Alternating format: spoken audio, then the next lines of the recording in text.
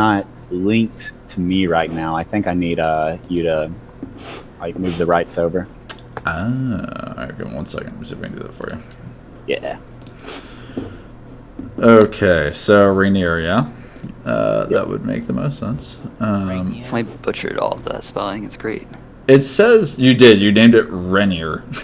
Or Rainier. I almost named it Rainier, like the mountain. Yeah, that's how I've been Rainier. pronouncing. I don't actually know if it's correct or not. So Dylan, you made it. It says it's owned by you, Tanner. What? Yeah, it says owned by Rainier. Oh, if you double click on. Wait, what was that, It's not letting Dylan? him pull up the character sheet when he clicks on it. Really? No, my option is to whisper. Weird. Okay, clear owner, and then try clicking on it now.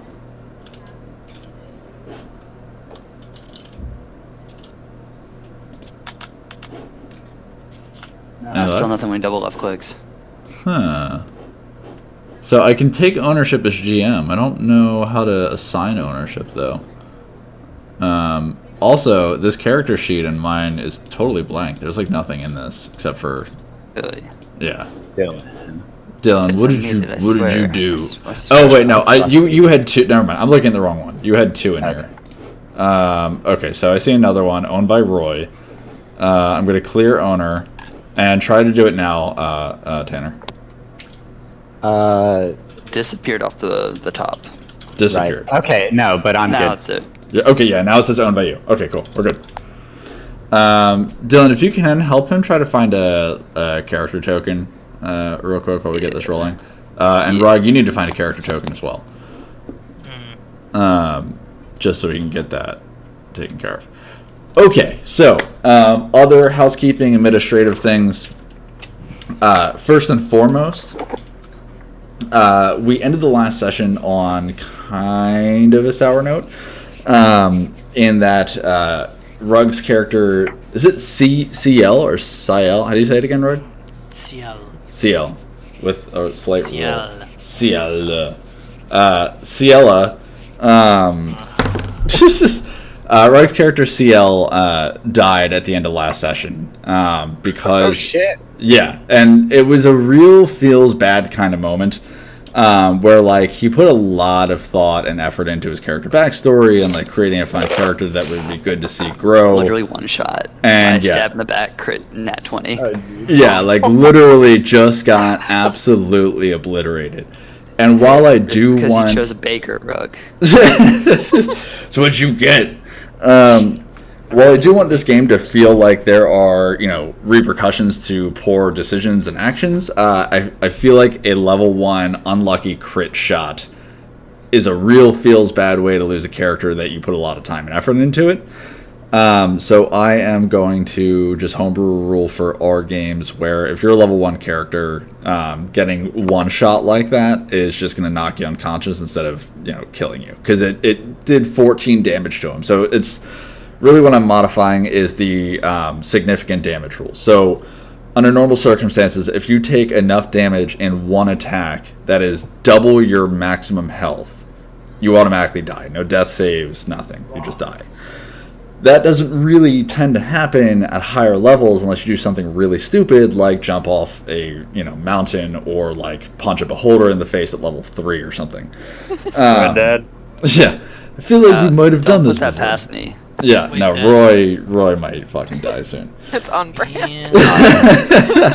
It's on brand. Wait, so I survived the last session?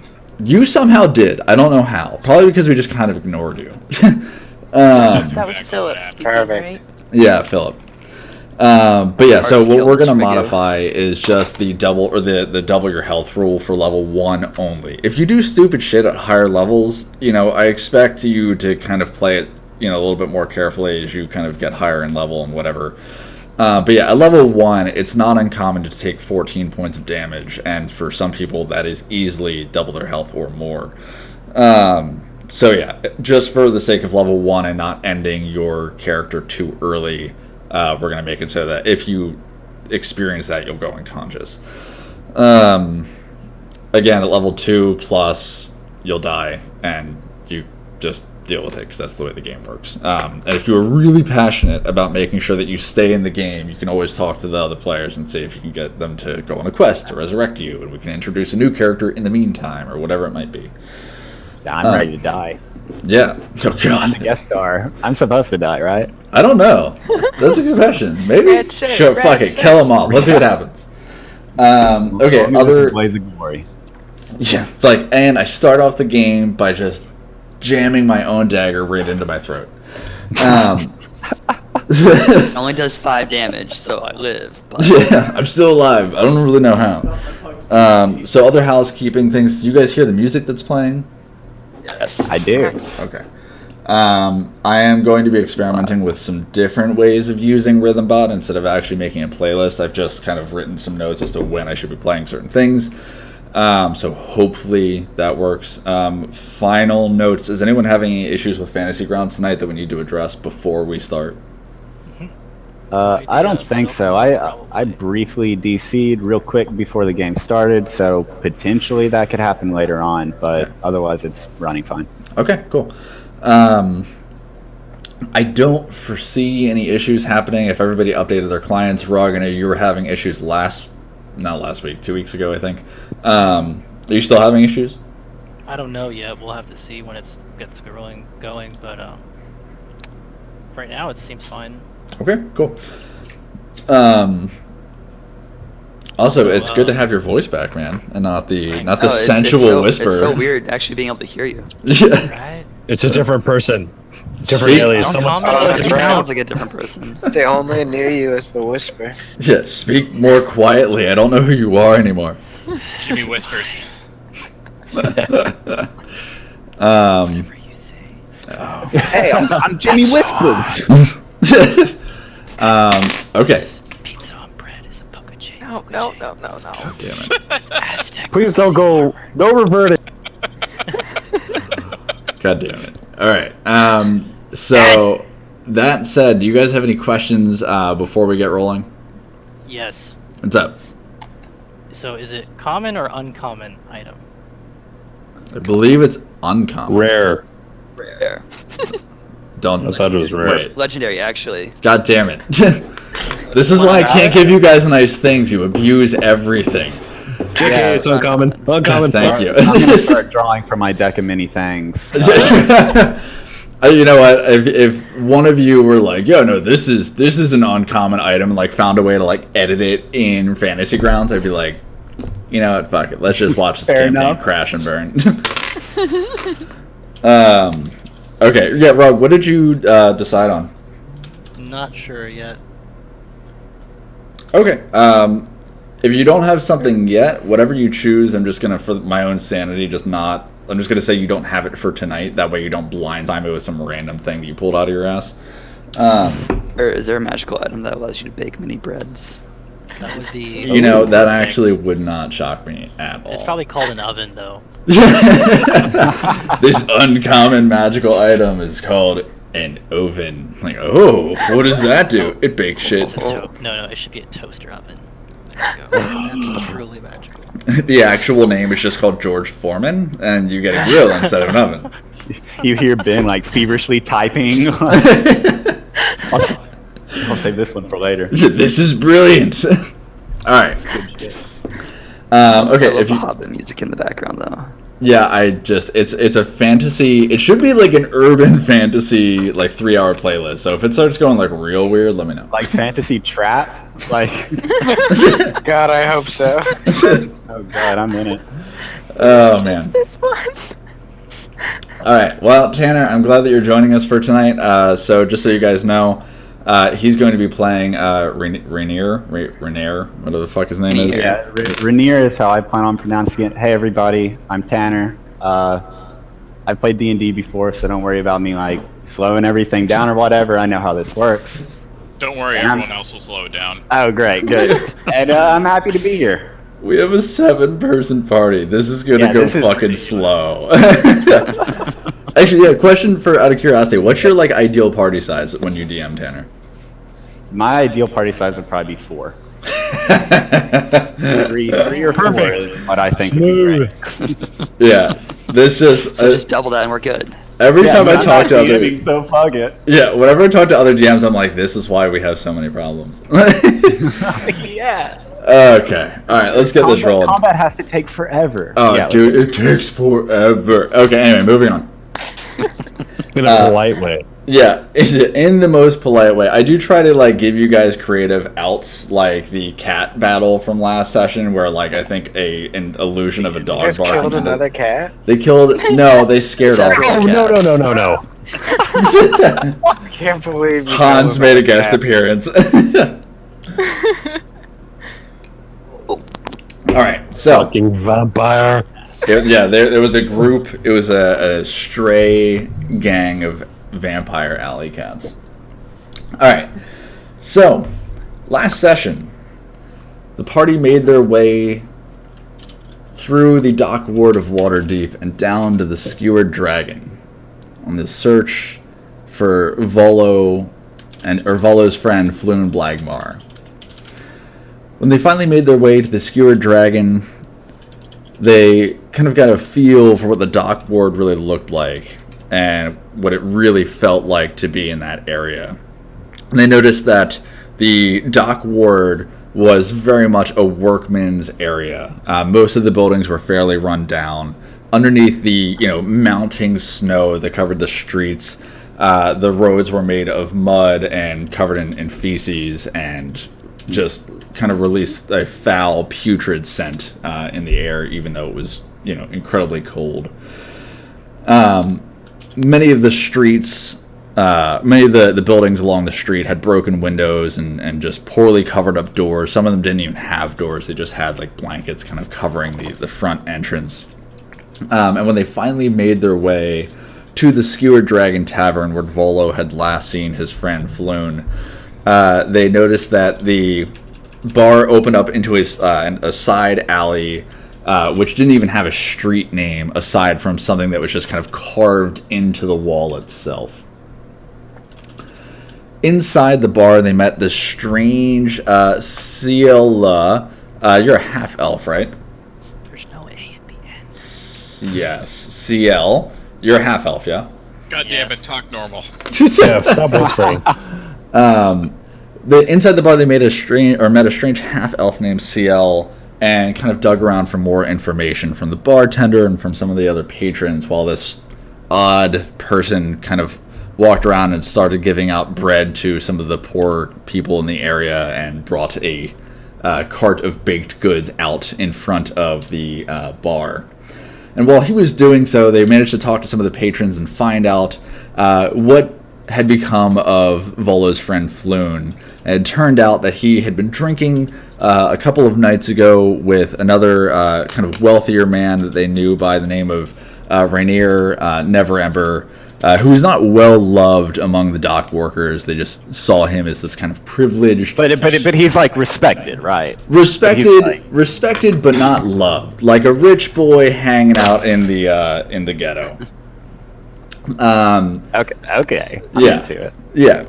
So they eventually told the party that Floon left with Rainier and were shortly followed thereafter by a group of 5 thugs that they, in hushed voices said they believed to be Zentarum agents.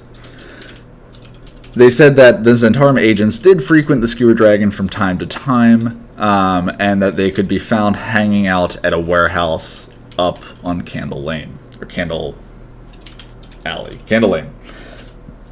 When the party eventually left after getting yelled at by the bartender after CL tried, with a little bit too much zeal, to offer free food and services at a tavern to all of the people in the area, which would have put the bar owner out of work. And also, after they got the bar owner's son fired by repairing the door because Iris was trying to do a good deed. They orphaned the poor boy, Tiny Tim, who has now gone missing and is likely frozen to death in the streets of Waterdeep. We actually rename him. Jesus. We did rename him. He is Tiny Tim. He also now has a knows what he crutch. did. Yeah, he knows what I did. He now has a crutch. When you can sometimes hear him in the alleys of Waterdeep in the deepest parts of night saying, "Please, sir, may I have another?" And they finally left and made their way up away from the towards the northern part of the dock ward to Candle Lane and found the large Zentarum warehouse where Floon and his new friend Rainier had allegedly been taken. And when they went inside, they found the warehouse covered in the bodies of Kenku and men, all with different symbols of their own respective organizations on either their foreheads as tattoos or on their hands or other markings of the Zentarum and Xanathar Guild. And after they inspected for a short while, they were attacked by a group of 4 Kenku who promptly made Seal their bitch. And then he died. But not really. He's alive. And shortly after that, they could hear, or Wank could hear the kind of deep, heavy, exasperated breathing of a hiding man in a storage closet where they found Rainier. At the very end of our last session, the city guard came rushing through the door and demanding that everyone put their hands up. So that is where we're going to reconvene. It is currently the 24th day of Hammer, which is the kind of Water Davian equivalent of December. It is about 1 p.m. It is still icy cold outside. And while the sky has been more or less cloudless up until this point, the sky is beginning to start to become covered with storm clouds that kind of promise new and heavy snows for the rest of the day. You are all standing inside the warehouse, and you see these guards rushing in from the front entrance of the building. So, let me get a second to pull this map up for you guys. My intelligence is a -1. Can I just nudge Jean, or like not in character as Eva? I want to just nudge Jean-Luc's comment that he had made to Rainier, like, "Hey, buddy, you owe us one." Poke, nudge. And, We 'cause that did was an save awesome we moment, did and I save your loved life. yeah. I don't even know you people, but you're right. You're right. I could have ended up like them if you didn't show up. What is it you want? Well, earlier you said your name holds great weight in this town, and I have a feeling we're about ready to need it with all these guards coming in. Yes, you might be right about that. What's in it for me, though? Raynar, if you're going to say that, can I have my rapier back that I gave you? We go way back, man. Okay, I'll help you out. I don't want to be caught in this thing either. Okay. Oh, shoot. Let's see. Sorry, 1 second, guys. For whatever reason, Fantasy Grounds deleted all my tokens. Super fun. No fun.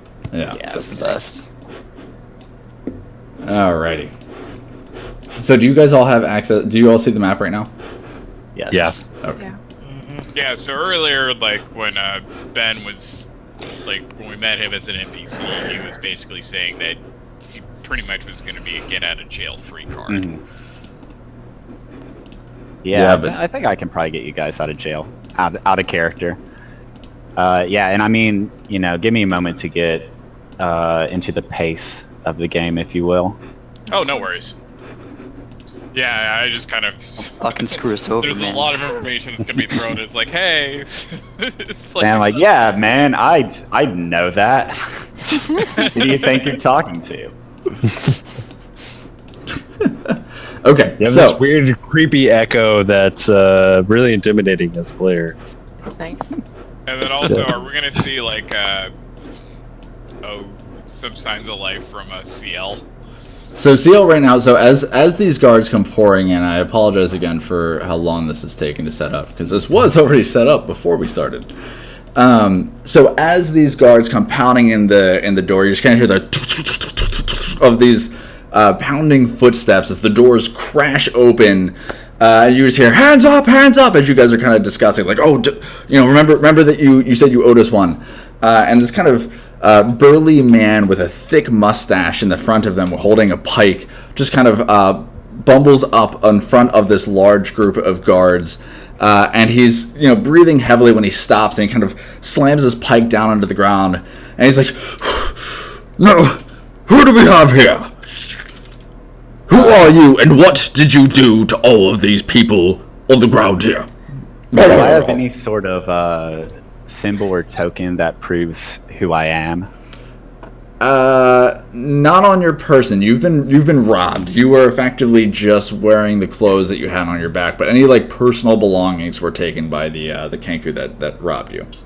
Okay, I put my hands up and step forward and introduce myself. Captain, my name is Rainier Neverember. I'm sure you've heard of me. He looks at you for a second, and his eyes kind of squint at you for a second, and his nose wrinkles. And oh. Rainier, why on earth do you smell like pickled fish? Purely because I was kidnapped. Alright, first, prove that you're Rainier. You lot over there, and he points over to you, Wank, Jean-Luc, Iris, Roy, Seal, not Seal, you're on the ground, and Philip, you're actually here as well. I'm going to get you on the map. And it just says, "Who are you?" And put your arms on the ground. Your weapons. I was like, "Whoa, easy. We were just helping out Rainier over here.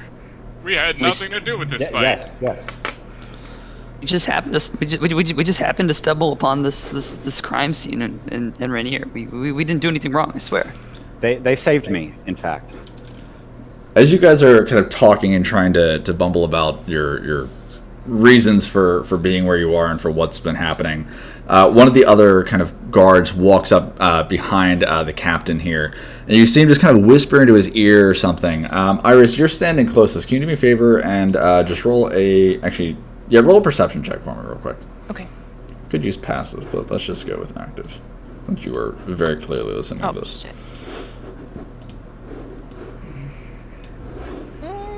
It's not the... Oh, just kidding. I got it. Okay.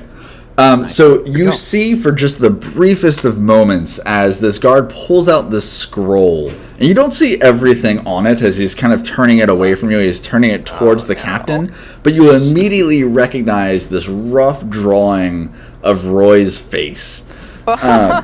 And you see him just kind of lean over and you just hear the word, "Wanted." The captain looks over at all of you for a second and he says, "Now see here! One by one, tell me what you are doing here and why all of these Waterdavian citizens are dead. And why is your friend dead? Rainius, we'll start with you, and then I want to hear from you, pretty boy," pointing at you, Jean-Luc. "Then you, edgelord over there with the cigarette," it points at you, Wank, "and then we'll talk to the rest of you. So, Rainier, what the fuck is happening?" I was kidnapped by these monsters, and I don't say that because of their race, but because of their behavior. It's kind of eyes you curiously. I believe they were trying to get at my father's riches. You know how it is. And I kind of try to buddy up with the captain a little bit. He just looks at you I don't know how it is, my lord. I'm not That's right. a lord. Thank you. And these guys, these good Samaritans, if you will, they came, they helped me out. They helped the brother out. I think they should be rewarded. Rewarded? Right. Okay, rewarded might be a little much, but not executed. Right, that's a high bar. We'll do what we can. Right. Pretty boy. Jean-Luc, He doesn't actually. He knows your name. Actually, he does recognize you, and he just calls you out by name. He says, "What has been happening here? I heard you were in town, but I did not expect this of you." Well, we were just looking for our friend Floon. We had some intel that he was here in this warehouse, and that's where we came upon Rainier. We had nothing to do with with this unfortunate situation here. You can see there's no blood on me. Indeed. So he looks over at you, Jean-Luc. He looks over at the bodies and the men around him. And he says, He kind of leans back over to 2 or 3 of the guards behind him. He just kind of says something. He waves his hand to them, and you see the 3 guards kind of fan out and start searching the bodies around the warehouse. So we'll move this guy here, and here. Okay, so he looks over at you, Wank. He says, "You in the back. What happened here? Why are you here? Why are these men dead? I want no one else to say anything." Reynard is correct, and Jean-Luc. We were attacked while we were looking around. We stumbled upon Reynard while he was trapped here, and we instinctively decided to rescue him because he was caught in the storeroom. It is pronounced Rainier, and I want to remind you I have a higher station than you. Just going to put that on. And then I kind of step back. Rainier is correct. My bad. The captain looks at you. I have a PlayStation. I mean, like, what are we supposed to refer to you as? I'm Lord. I Alright. think is appropriate. Me lord. Yeah, my lord. Tips Fedora. He looks over at you, Iris, and he kind of puts his hand on his knees, and he like kneels down just a little bit, and he doesn't he doesn't need to, because if I remember correctly, you're fairly tall, but he kneels down just a little bit anyway. He says, "And you, Missy, what's a sweet thing like you getting yourself mixed up with trouble like this?"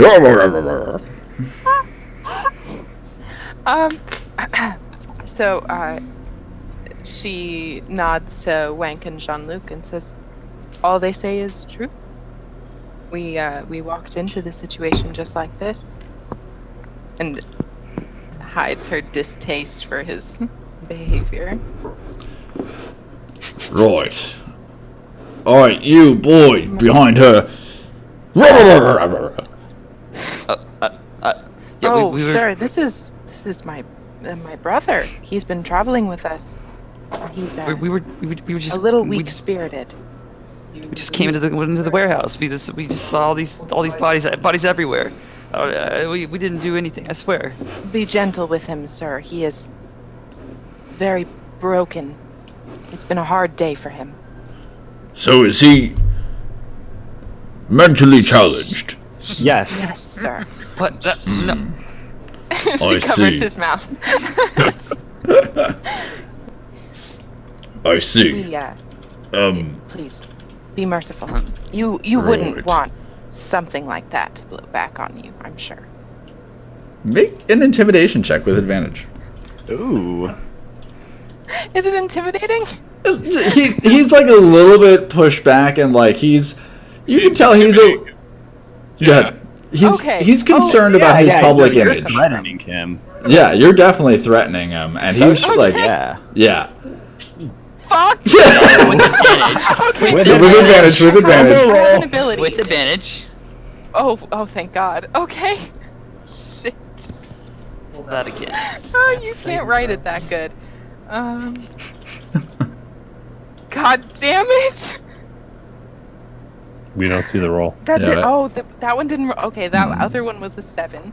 Okay. Sure. So he It was looks a at you for. 7. So 8, 9, 10. Oh, it was a But 10. fuck Okay. me. He looks at you for a second, his eyes squint, and like the slightest smile that he had fades, and he just looks at you and he says, Shit. "Now listen here. Not all City Watch officers are as nice as I. Best not meddle in criminal matters, lest I throw your brother and you in a prison cell together." Yes, sir. Of course, sir. Right. So, who the fuck is that? And he points over at Seal's dead body, and he says, "That is much better dressed than the rest of these folks over here on the ground. Who is he and why is he, dead? Question mark." He was attacked by one of the Kenku. I see. And none of you are going to help him up? Or is he actually dead? Sir, if you wouldn't mind, I might be able to raise him. It requires that I use magic, and I don't want you to see it as a threat. Right. Go about your business. Thank Now, you, sir. he turns away from you. He looks over towards Rainier. Iris, while he starts talking to Rainier again, what do you do? She's gonna go over and check the corpse, see how corpsey it is. You give it a good poke, and you get like a little bit of it, like just a shallow like. So you get like one shallow breath from your harassment of his body. Okay, so he's not standing up on his own. No, he's in a lot of pain. He's lost a lot of blood. His garb is just covered in his own liquids of many kinds. She'll offer a hand, and if he doesn't take it, she will use Cure Wounds. You stretch your hand out, and he is definitely unconscious. Cool. He's like standing over his body with your arm extended, with his eyes closed. You see no response whatsoever. Good there, bro. She'll look around You and okay see there, if bro? anyone saw that, Come on, and bro. then bend over. Okay. Do you say anything or do anything while you cast Cure Wounds? I meant to flavor this earlier. No, she'll lean over and lay a hand on his and just say, "Be well." That's it. That's all it takes. Get up, champ. You got this. Brush it off. So as you place your hand on his, it seems to feel just a little bit strange to you. The skin is definitely not the kind of cold that you expect of a dead person's hand, but it does seem to feel slightly clammy, but clammy to the extent that it just feels slightly different from what you would expect from somebody who's lost a lot of blood. So not natural clammy. Sounds like a zombie. Let's kill him again. So as this is happening, you all see this kind of radiant light pour out from Iris's hands as she gently places her own on Sail's hand, and she says, what did you say? There you go?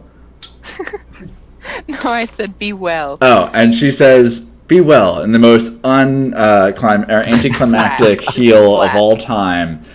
Sail's eyes open. So you feel this rush of divine energy pour through your lungs, and you feel alive. And then you feel intense agony as you realize you've been stabbed multiple times. Fuck. God damn it. There. Wait, he's not dead? Do I look like I'm fucking dead to you? I Iris was is close. looking I think I straight saw in his something eyes. about dead, but definitely not there. She'll say, walk "Don't over- ever tell me how to negotiate ever again," and take a step back. You'll have plenty to learn. I think that. I don't say it. But I Probably definitely say why. it. All right, so you all see Sail kind of open his eyes, and he's feeling around his body, clearly in pain, not super comfortable. But the captain makes his way over to you, Rainier, and he just kind of leads in close and he says, "My lord, why are you hanging around with these hooligans? Just say the word, we'll put them in cuffs, drag them down to the station." No, these guys are my my employees. Yeah, they work for me actually. The city's been really dangerous lately with the Zentarum, the Xanathar running around. You know how it is. And Yeah, I figured I could use some protection. right. Some protection. But Yeah. Wait, and do me a favor. Go and make a persuasion check. Do it with advantage. This, he clearly has a high respect for your station. So he seems a little bit skeptical. He's looking at you in the eyes, but go ahead and roll a persuasion check. Yeah, let me figure out how to do that. Okay, so open your character Click sheet skills. and then just click skills and then double click persuasion. Persuasion, yeah. Yeah, if you click advantage down at the bottom, it'll automatically 2 dice. Thank you, That's how brother. we want to do. Click that, keep that, and then double click the dice right there, the +7. Okay. There we go. Oh, that one. Ooh. Okay. So yeah, you motherfucker. You spineless bitch. I don't say that. I was gonna say, like, he cowers away from you for a second. He looks at you and says, but the story, he like shakes his head and it's kind of, his like jowls kind of shake violently for a second. His kind of round belly shakes a little bit. His mustache kind of goes with it. And he says, the stories are don't. stories, my friend. Stories are stories. Right. So they're your employees, and you hired them for protection. Now, Of course. and he leans out a little bit closer and he whispers so that only you can hear, and he says, my lord, they were arrested just the other night. And they escaped. I very dramatically go, what? No, that doesn't sound right. That doesn't sound right. My lord, it's true. You over here. And he snaps and he calls one of the guards over. And says, bring the signage, the poster, the wanted. Bring it over here. One of the guard kind of just runs up real quick. He pulls out a scroll with this kind of red ribbon around it, and he loosens the ribbon. And he unrolls it and just kind of turns it towards you, and you see the unmistakable drawing of Roy's face, Jean-Luc's handsome mug. And then like this weird kind of stick figure of like a dude who's like facing away from the group with a cigarette in his mouth. And then there's like an actual picture of like an old guy who's holding Jean-Luc's hand. And then like it looks like one of the guards has drawn a heart over their hands. And then Sayil is totally absent from this. And then there's of course Roy, who is drawn as this big, bloody, marauding, violent creature. And Iris is pretty normal. I hold it in my hands, and I look at the paper, and then I look at Roy, and I look at the paper, and I look at Jean-Luc, and I go around the party doing that, and turn to the captain and say, I mean, this could be anyone. I don't really think this is definitive. Listen, how much is this going to cost? My lord, you know the Waterdavian law. We don't take... It's clear at this point that this man has some form of Tourette's. And You're right. and it says, It wasn't obvious.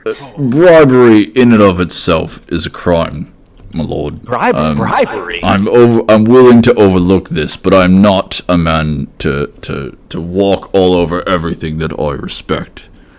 Now, if these men are legitimately in your employ, I need papers, I need proof, and I need reasoning before I can clear their name. Yes, it's out of character. I definitely don't have any of that, right? Yeah, you definitely don't, because we literally just found you. Yeah, okay. Captain, how long have you worked here? My whole life, better part of 30 years. Do you like your job? Fuck. Oh, I do. here come the big guns. Now, what if I could get you a better job in Neverwinter? It's a wonderful city. Do you have kids? Do you have kids, Captain? And I like look for a name tag on him. Staggett? Captain Staggett? Staggett, we've been to... your father invited me to your Christmas party a couple years back. And wasn't it lovely? It was. It was lovely. Now imagine if you lived like that every day in Neverwinter. My lord, this feels an awful lot like a bribe. No, right. You keep using this word. I don't even know it. Keep using this I feel like a lord with your status would know what the word bribe means. Well, so what's it gonna cost? He just looks at you, he puts his hand over his face, and Lord, I don't have the papers on me. I can get you them soon, that's but fine. I don't have the documentation on me. Fine. Why are they here? What papers will you get me? That is all I need. And then I can clear their name. I say, just one moment, if I can talk to my employees quickly. Sure. You all just keep your weapons on the ground. I kind of get all of you to huddle around me, and I go, okay, who the fuck are you people? How are we gonna get out of this one, guys? We were searching for you after. We were searching for Floon, who was last fuck, seen yeah. with you. Christ, we got drunk. Oh, yeah, I remember him. Maybe say that we were following your trail after you were reported missing, because of that's what we do. And we got picked up in a bar. We're kidnapped. Well, we didn't. But oh fuck! Wait. Okay. She'll keep her voice lower than I did. Roy got in trouble for murdering some Zentarum agents in a bar just last night.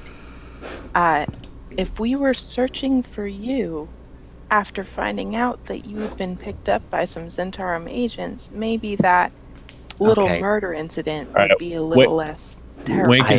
Wank is gonna turn and loudly say, "I apologize, sir. We left our paperwork in the hotel that you rented out for us whilst we were here doing your bidding." And I go, a guild. Yes. You see, they're a business, a legitimate business, under my employ. Right, sir. They're an adventurers guild. Staggett walks back over to your group for a moment, and he looks at you and he says, "Oh, given that you are a friend of the city, I'm going to overlook the fact that this was clearly created on the spot." I'm grinning and nodding like an idiot. You lot don't seem like bad folks. I think you got mixed up in some dangerous business. Yeah, tell me about it. Right. So, you say you're an adventurers guild. What's your guild name? Who are you? You part of the Zentarum? Please don't say yes, that would be bad. I'd arrest you on the spot. Who are you? What's your guild? What's your guild name? He's like looking at each and every one of you, not necessarily Rainier, but the rest of your group. Philip, at this point, you've been like kind of hiding out like behind some barrels, like kind of just like watching this all unfold. You're free to join the group. Yeah, like sleeping or whatever you've been doing. I'm gonna just push one of the barrels aside and make a pretty loud noise, and then grumpily yell at everyone, just no one in particular, and ask why the hell they're being so loud and why I can't get any goddamn sleep around here. The barrel kind of. Aren't you deaf?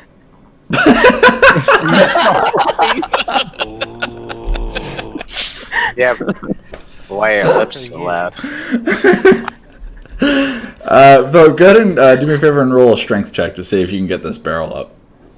These are large barrels. Oh my god. You make your best attempt, and everyone in the room can hear this like. You just hear like the sound of wood bending up and down, and it takes like 5 attempts, and eventually you just hear it kunk as he gives up and just kind of crawls over the barrel and starts screaming about people being loud, but has no idea like what direction he's screaming towards. He falls off one of the barrels and lands behind one of the crates, and just kind of crawls up, stands up, and just starts screaming at the wall to the side of Seal. Yeah, that's about what I wanted. The guard don't even move. They don't even like shift their pikes. They just look at this strange scene. They look over at Captain Staggett. Staggett looks over at Rainier and just goes, "Guild name. Who the fuck are you? So I can be away. It's almost midwinter. I have things I gotta do. Shopping for the kids I don't have. Who the fuck are you?" I think we're the I was gonna say League Oh of my God. Extraordinary Adventurers, but Or- Is it the thing where you look around the room and you're like, we're the barrel dead kinkus? It's what we're called. You guys Girl can take a Dead minute to Kangaroos. figure out what name you'd like. yeah. I like League of Extraordinary Adventurers. I think it's a good name. It's a really bad movie though. I mean, pretty bad time tested. Yeah, but it's a good Shut your story. whore mouth. Great book. Okay, so Great book, bad I'm gonna test out this voting feature here. If you like League of Extraordinary Adventurers, go ahead and vote now. If you don't, just don't click it. Wait, where do you guys see things to click? It should Bottom of the be. The chat. chat window. Your Yeah, your but- option should In be fantasy highlighted. I'm gonna exit because my vote literally doesn't count. So Okay, that's fine. Okay, everyone I done? can't see what I'm voting on. There shouldn't actually be an option because I didn't type anything It's just in. like- I just typed in yeah, it's slash just vote, which is circles. a bunch of circles. Oh, Yep, gotcha. that's the total vote. We win. Okay, well that was short lived. So okay, yeah, 5 votes. So you guys are proclaiming yourselves as the League of Extraordinary Gentlemen or Adventurers, rather. Adventures. One of those. The trademark might have an issue Iris with is this. like, That's not very gentlemen's fine. inclusive. Oh, never mind. It's inclusive, I guess. So he looks over at you and he says, "The League of Extraordinary Adventurers." He looks over at you, Sale, for a second. He smiles with this huge shit-eating grin, and he says, "Must not be very extraordinary if you died to a Kenku." Hey, Iris is that was real. He holds his hand out for a low 5 to anyone. Iris takes it. She's on board. He gives you jazz fingers as you slap skin, and he goes, "Right, okay." The League of Extraordinary Adventurers.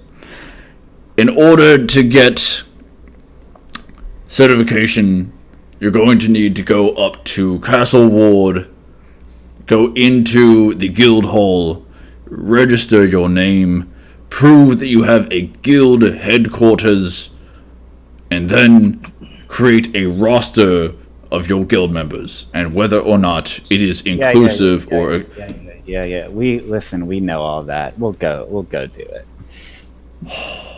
right. But I warn you, if none of your documents are up to snuff, your guild status will be invalidated, and we will put these wanted posters back up. Are you sure you don't want me to continue? Is this like a 24-hour deal, or Guild certification can take anywhere from 2 days to 7 years. It depends on the bureaucracy at the time. that Do sounds they sounds do pretty they have dental coverage? That's up to your guild. If the Guild of Extraordinary Assholes would like to do that, that's on you. I don't fucking know. And he turns around and says, "Right, wait, I have some more information for you. First," he pulls out a piece of paper and he hands it over towards you, Rainier. He says, "One, I'm going to hold you responsible regardless of your prior lordship status." I scoff, but I let him continue. You're responsible for the actions of these knuckleheads until they get certification.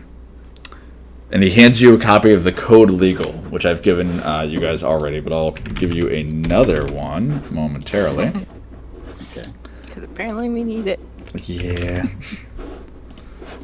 I like And this. Guest star's gonna take all of our crimes and then peace on out.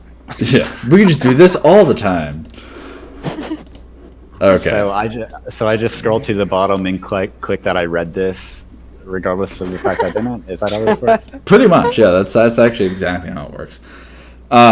He just looked at you and says, I'm holding you responsible for this. You don't need to sign anything. Just know that if these hooligans get in trouble, I will come find you, Rainier. I have a lot of respect for your family and for your father and for you, in fact. However,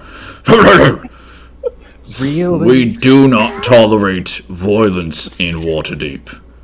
And as he's saying this, like, all of the Kenku and other bodies are kind of being cleaned up and dragged out of the warehouse. I agree. Violence is unacceptable. Right. Understood, sir. Glad we're on the Guess same let's go to page. sewers. Now, you are all clearly here looking for something. I think some of you mentioned a friend of yours. Who are you looking for? And perhaps we could be of service. Oh, see, we're looking for. Have you seen a giant blue egg, perchance? Hey. It was stolen by a bunch of Kenku, and they stole it from me. Those greedy little bastards. Not the Loon. time. Roy. Yeah, I don't know what he's on about, but do you know Floon Blagmar? He looks at you for a second and says, Flume Blackmaw. I think I've heard the name. I think he frequents the Yawning Portal Tavern, and I think we've seen him here in the Dark Ward a few times, perhaps near one of the other shadier taverns. Perhaps the Skewer Dragon. Have you checked over there? We actually have, We sir. just came from. That's what led us over here to this bloodbath. But we. Very well. did- That is a good lead. We know where to go from here. I appreciate your service. Sir, but on a unrelated note, would you happen to know how to find the sewers from here? From the sewers. There are various locations. Wait. Why do you want to go into the sewers? It looks at you very, very curiously. I also give her Our a friend very. might be there. I'm sorry, what was that, Iris? Our friend may be in the sewer. Right. I'm not sure where the closest sewer entrance could be from here, but I do know that perhaps one of the closer ones might be over on Three Daggers Alley. It's east here. It's within the dock ward. I couldn't give you specific directions, but you should be able to find your way if you just kind of keep making your way east. It does have a sign or two pointing the direction What somewhere. was the name of it? Three Daggers Alley. Realize, like, this is probably why you can't understand. Yeah, Three Daggers Alley. And he looks over at you again, Iris, and he says, just do me a favor, little lady. Keep the blood off the streets. Okay? And as he says this, he kind of uses his hands, and he places his right hand above his left hand, and when he says keep the blood off the streets, he really emphasizes with his right hand, like, above. You don't know exactly what he means, but you have this He's suspicion. reading some signals. Yeah, you're getting some signals that he's more concerned about crime above ground than he is below ground. She shoots him a little wink and says, yes, in her most serious face. Yes, sir, of course. Alright, guys, so we're gonna kill a shit ton of Kinkus in the sewers. Right. And he gives you like this fatherly wink, and he kind of like thumbs his mustache for a second. He says, right. Rainier, it was a pleasure to meet you. Merry Midwinter to you and yours. The rest of you, stay out of trouble. Go to the guild hall. Get yourselves fucking registered. And if it wouldn't be too much to ask, I have a favor to ask of y'all. Yes, sir. Now, we have a guard that I believe you had a run-in with, slightly special boy. He's a good boy, but he's not older in the head. She gives a little finger towards Roy and says, we know the struggle. He says, I see that you do. This guard goes by the name of Stuart, and he was watching over your cells the night that you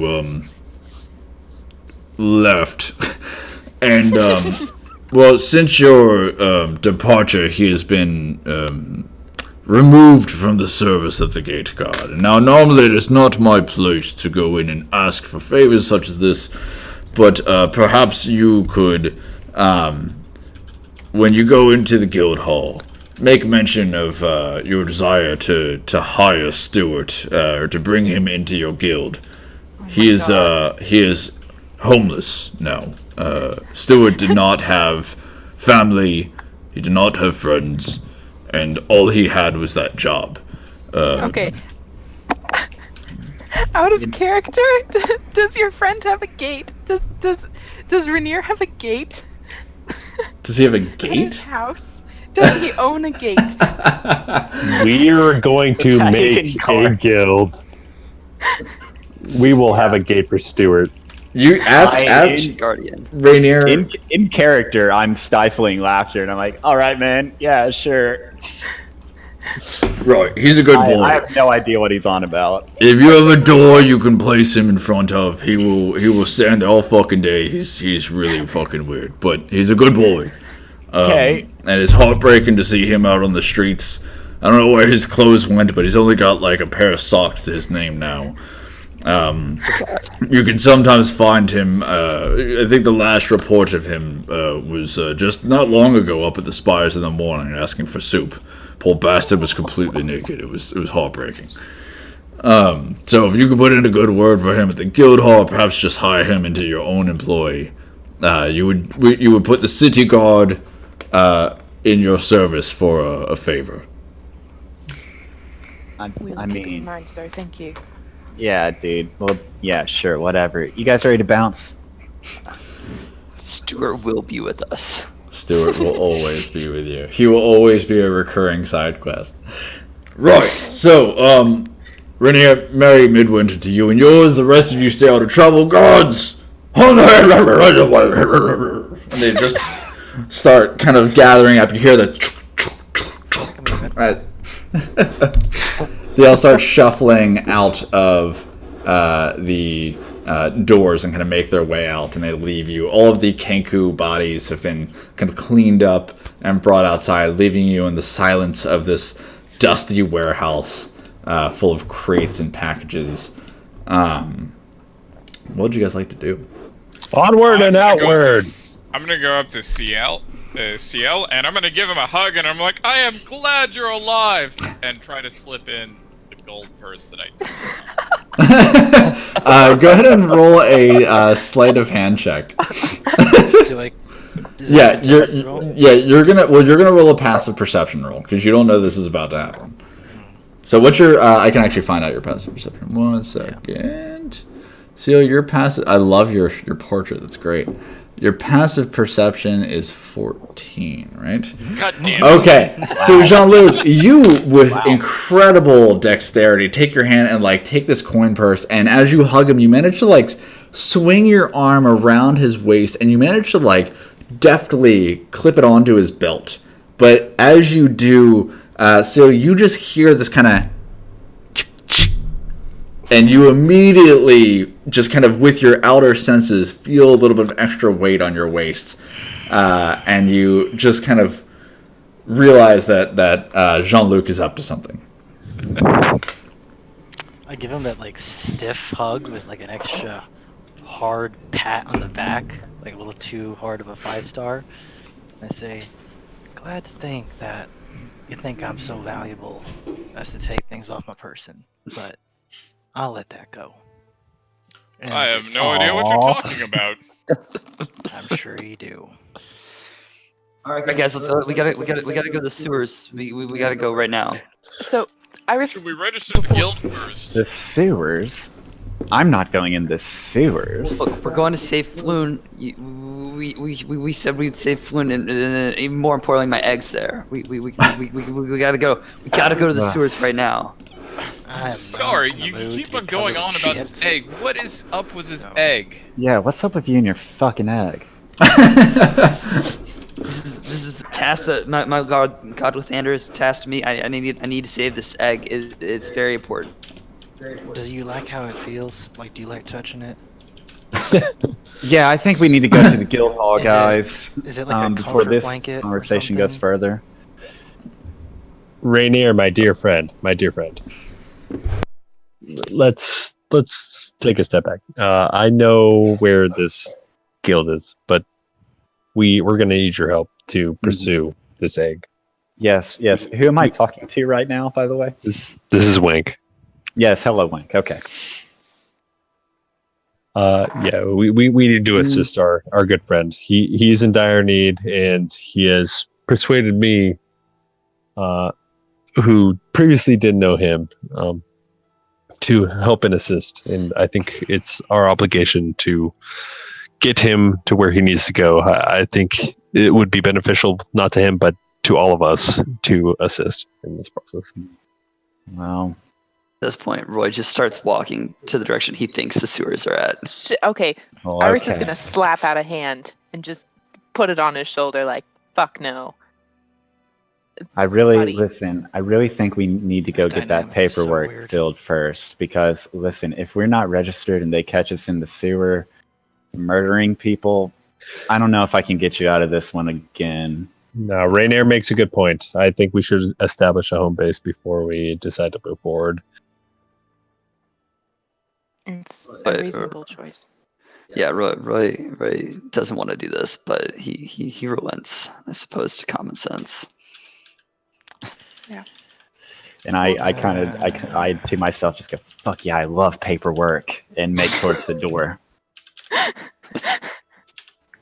Rainier, wait, before you go, I'm going to give you the rapier I gave you back. Just you're a gentleman and a scholar. I appreciate you. I tip my fedora to you as well. Hey, Lord Rainier. Yeah, thank you. Yes.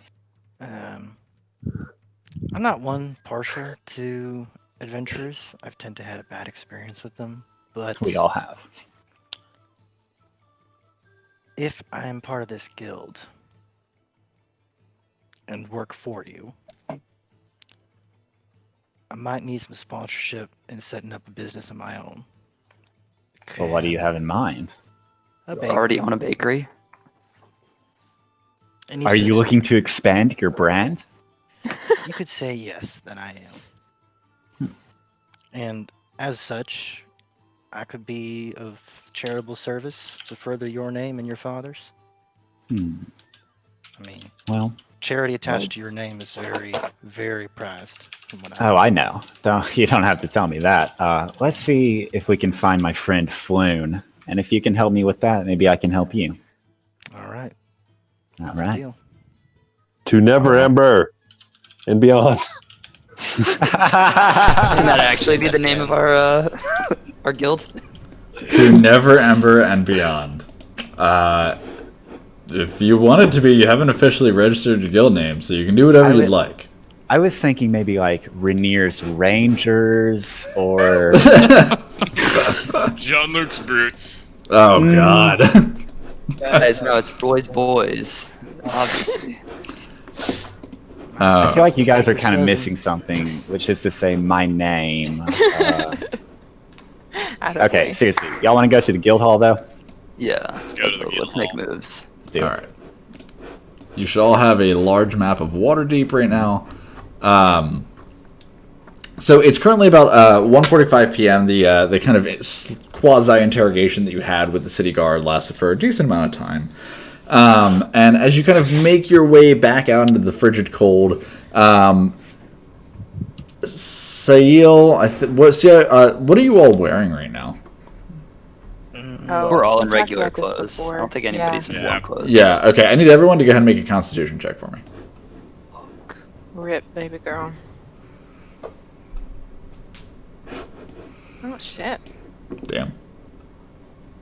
Can moves, boys. We all Damn. pass in these. All right. Dude, I've rolled 2 20s in a row. And then John. Yeah, what are these nat 20s? Constitution check. Sorry, I rolled a save. You did roll save. I mean, they're the same thing anyway. It doesn't matter. Yep. Yeah, unless you're proficient. Literally. Literally the same. So as you each walk out into the frigid, cold winds of this fairly bright afternoon that's slowly becoming more of an overcast and dark, cloudy sky afternoon, you feel the frigid winds just kind of tear straight through your clothes and through your skin and down to your bones. None of you feels the immediate impacts of the cold, harsh winter weather, but you have the feeling that the more time you spend outside, the more exhausted you'll begin to feel. So now you are currently in the dock ward over on Candle Lane. And if you can't see that on your map, which I would not be surprised if you couldn't, I'm going to go ahead and... Candle Lane, right here. What, you can't see it? Actually, you know what? Here, let me do all of you a favor. Actually, no, I love all 9 pixels on this whole map. Yeah. Yeah, so they actually, the map is broken down into like different segments so you can zoom in, but it's just easier for like, when you're going to be traveling like this, it's easier for me to just show you the whole map and so you see the wards. But I am going to show you, in the DM channel, I'm sharing an image with you. So that just sent now. So this is actually the trip that you took from the Skewer Dragon up to Candle Lane. That little white dot where the blue marker shows, that white dot is Candle Lane. That's where you're at now. Yeah. So that is in the dock ward, just next to the Way of the Dragon, which is a large street in the center there. And the guild hall is straight up the Way of the Dragon. This is the last bit of information you were able to get from Captain Staggett and his men as to the direction of the Castle Ward's guild hall. And they tell you that it's up the Way of the Dragon, and then once it connects to the next large main road, you kind of just follow it along towards the west, and then you'll just see the guild hall just across the street from Castle Waterdeep. So you make your way out into the cold winds. You start kind of stomping through the snow. And Rainier, you're traveling with them, correct? Yes. Okay. So as you kind of make your way up the Way of the Dragon, it only takes you about 20 minutes to make your way up to the guild hall. And it is freezing the entire way. But as you make your way up through the dock ward, out into the trade ward, you can see this fairly dramatic shift in the demographic type of atmosphere. And it shifts from like the broken down hovels that you saw of the dock ward, where you saw this kind of dilapidated wood buildings kind of shift into like a little bit higher class clay and stone architecture. The buildings are still very simple, but you're starting to see a little bit more of a type of mercantile type of area. And as you make your way further and further north along the Way of the Dragon, the buildings become even more affluent as well. And you start to see some awnings appear outside above the buildings. You see, the vibrant, rich colors of wealth starting to appear from time to time. The streets are still fairly empty because it's so cold outside. Waterdavian citizens just don't really want much to do with it. But occasionally you'll see the occasional orphan kind of run about, and you do actually, one orphan kind of runs up to you and just says, please sir, this little boy has just shorts on, a kind of ragged shirt with a few holes in it. He's got no shoes on. You can actually see from his like shins down, they're entirely purple. He says, please sir, I can't feel my feet. Just 1 silver piece for me mom and me sister to have dinner. And he just kind of puts his hand out towards Rainier, I'm assuming you'd be in front since you're kind of leading the way towards the guild hall. Sure. I'm probably dressed the best, even if my clothes are like fucked up right now. Yeah, he kind of puts his hands out towards you, but he kind of eyes the rest of the group as well, and he kind of shifts his body so he kind of extends his hands towards anyone who would be willing to give him some money. He says, please, my sister's sick. I'm so hungry I'm gonna die. Someone give me some coin. I'm gonna walk forward And and Ben dig into my referring to anyone else like when he's making that voice? Wait, what? Oh, I just I'm hear not like getting it's like I'm hearing like it clipping or something, or like your mic. Yeah. Can't hit that octave. It was fine for me, by the way. Yeah, I gotta squeal higher. Boy's gonna do that thing where he just like doesn't make eye contact with the homeless people and just like keeps on walking. I'll give him a piece of bread. Yeah, I kind of...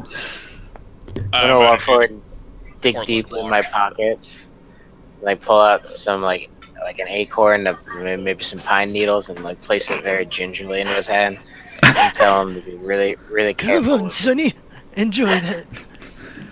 Okay, I and didn't break and then I'll pace walk this away. entire time. oh shit! So you just walk right past them? Yeah. I just kind of walked around him. Okay, so And after a little bit, I shout back like, "Guys, let's holding you up." okay, and so so you put some bread in his hand. Do you have bread? In my lunch pouch, yeah. Okay, all right. So you put a little bread in his hand, and Philip, you put some acorns, and some pine needles in his hand. Jean-Luc and Jean-Luc, what did you do? And Roy, you just like walked past him, didn't look at him. Like, you guys are being bigger dicks by giving him this shit than I am by just leaving. I gave him a treasure. I don't know what you're talking about.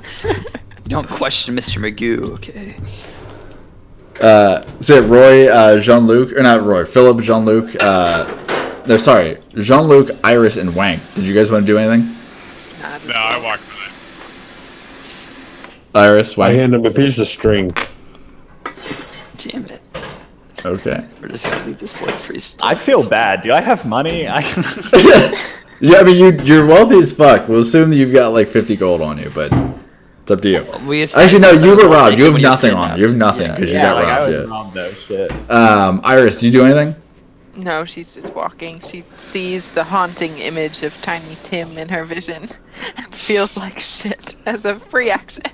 So, as you all walk past him and put like a piece of stale bread, or not stale, you put a piece of bread in his hand and a few acorns and pine needles in his hand. This little boy looks up at you. He is, "What the fuck? What the fuck?" And he looks over at you, Wank. He goes, "But I've helped you so many times, sir. Please help me!" And he like throws the piece of bread at your at the back of your head, Wank. Go ahead and roll a dexterity saving throw to see if you can dodge this thing. Oh, he's not gonna want to do that. Alright. Price of charity. Dexterity. Ability. No, what am I rolling under? Just do it. It should be a dex save. It should be. I think it's on your primary character sheet. Let me see. Wow. Okay, so you're cold and you're a little bit distracting. You're a little bit like disarmed by the fact that this child apparently knows you in some capacity. And like you turn around for a second, you look at him, but like as you turn around, this piece of bread is just soaring across the alley. And before you can really react, it just nails you right in the right eye and just makes your vision go blurry for a second. And apparently in mid-air, this thing is starting to freeze with the cold air, and it just makes you kind of go black in vision for a How much second. damage does he take? You take 1 point of damage, Wang. It's still just a piece of bread. No, Unfortunately, it's just where it hit him. Oh shit! Oh no. Son of a bitch! Oh my god. Okay, wait. What does he have to do? Can you tell me what he needs to do again? Oh Christ! Don't kill this child. Christ, we're gonna kill a beggar child. Okay, so he's gonna make a dex save, right? What's your dex? Christ. It's gonna make a dexterity. So what's your spell save DC? oh shit. 13. Yeah, he fails. Fucking Oh shit. really? The little boy just hits you in the face with this piece of bread, and he just says, "Fuck you, sir!" And as he does it, just oh god, it just ignites She's on in fire. flames. I mean, you know what what, is it? they say. Give a man a fire and he'll be warm for a day. Set a man on fire and he'll be warm for the rest of his life. Over. It's do me a favor and roll damage. It's 2d10 fire damage. Oh my god. Good luck against those 4 commoner hit points. Shit. There we go. God damn it. Okay, that's not bad. It's not that bad. You just someone help! And you just see this poor orphan boy who is begging to save the life of his mother and sister incinerate in front of you. And when the flames finally die out, the only thing that remains is a small pile of black ash and melted snow all the way down to the mud and stone beneath it. Oh my The god. fuck did you do just, Wang? I just want to make it clear, I've walked a considerable distance away by this. God damn it! God damn it! Was that necessary? We're dead. We're fucking It's dead. a trigger. It's a trigger. Well, oh my god. Getting hit in the face is a trigger for you. Oh man. Hey, Yeah, uh, Roy is with Rainier. Let's be clear about this. Yeah, so let's take this opportunity for Oh my a God. 5-minute break. Okay. I need to think for a second, and I need wine. So we'll come back at 8:26. So see you guys in 5 minutes. See you in 5. Oh no. What the fuck are we gonna do? We've used like all of the get out of jail free cards. I say we just turn into squirrels and run. Oh my god. I used both of my spells for today. I can't do anything. Wait, did we level up last time? No. We're still level 1. Yeah. I'm sorry, guys. Son of I'm a sorry. He No, that was I understand. the You're one. playing your character. It's okay. Well, and it's a reaction. That's fucking great, dude. That's Yeah. so good. Hellish Rebuke is. Whew, that's great for tiefling. Yeah, Well, you just shit. got. You just ran. Hey, Wank, are you a tiefling? No, I'm a warlock. Ah. But he's trigger happy. He gets a little Hmm. excited sometimes. No, yeah, like that. It makes sense. Anytime he gets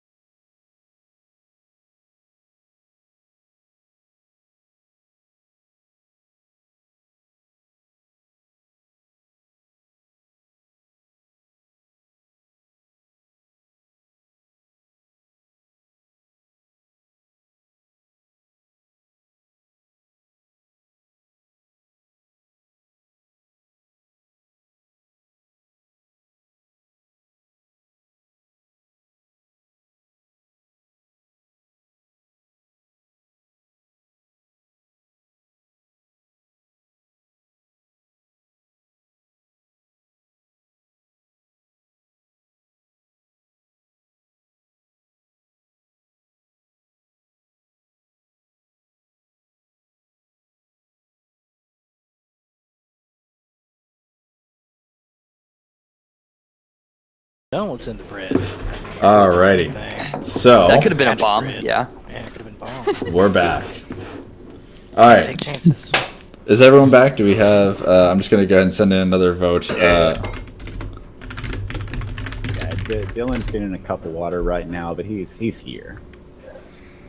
Are y'all in You like know the he's same? getting Alright. water. Yeah, are you and Dylan in the same spot? Yeah, we're in the same room. That's what the reverb is. God. Yeah, that's exactly it. You can take metagaming to a whole new level.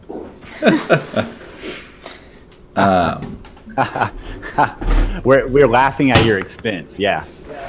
You should look over I your assume shoulder the and missing scream one at is me. Dylan. No, yeah, his dick is tiny, guys. I'm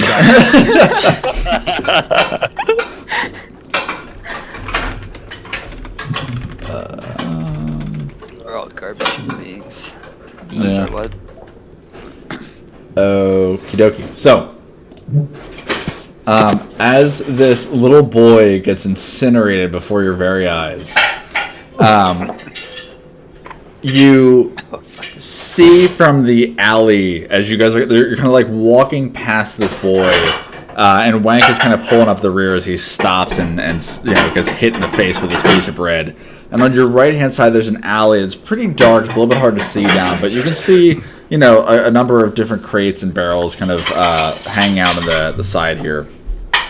And as this boy ignites into flames, you see this face kind of pop out from the alley, and his eyes go wide, and you see this dark red skin and thick horns that kind of curve around his forehead and over to his ears.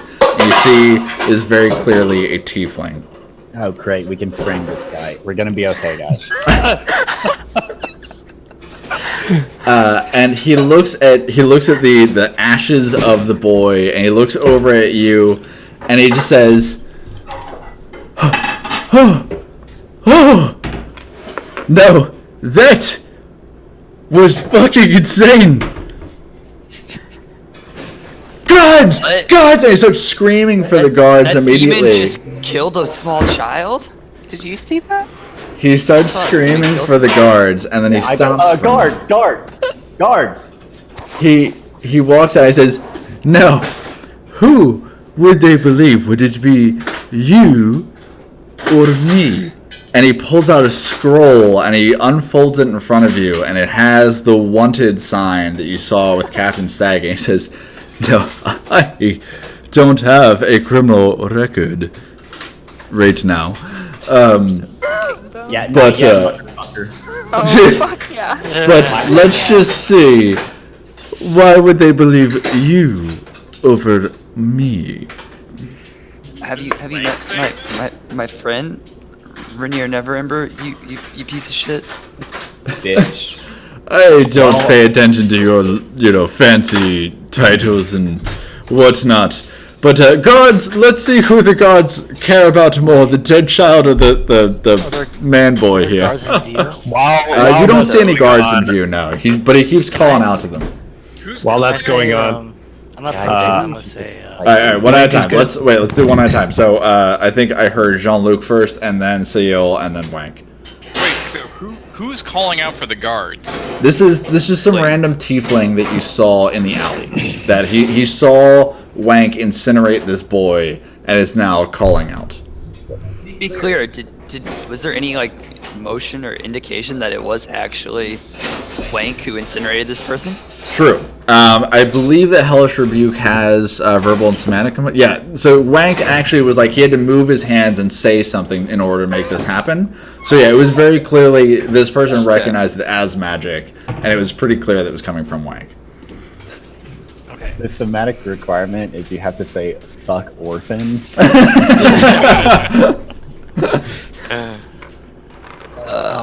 But there's no guards in sight yet.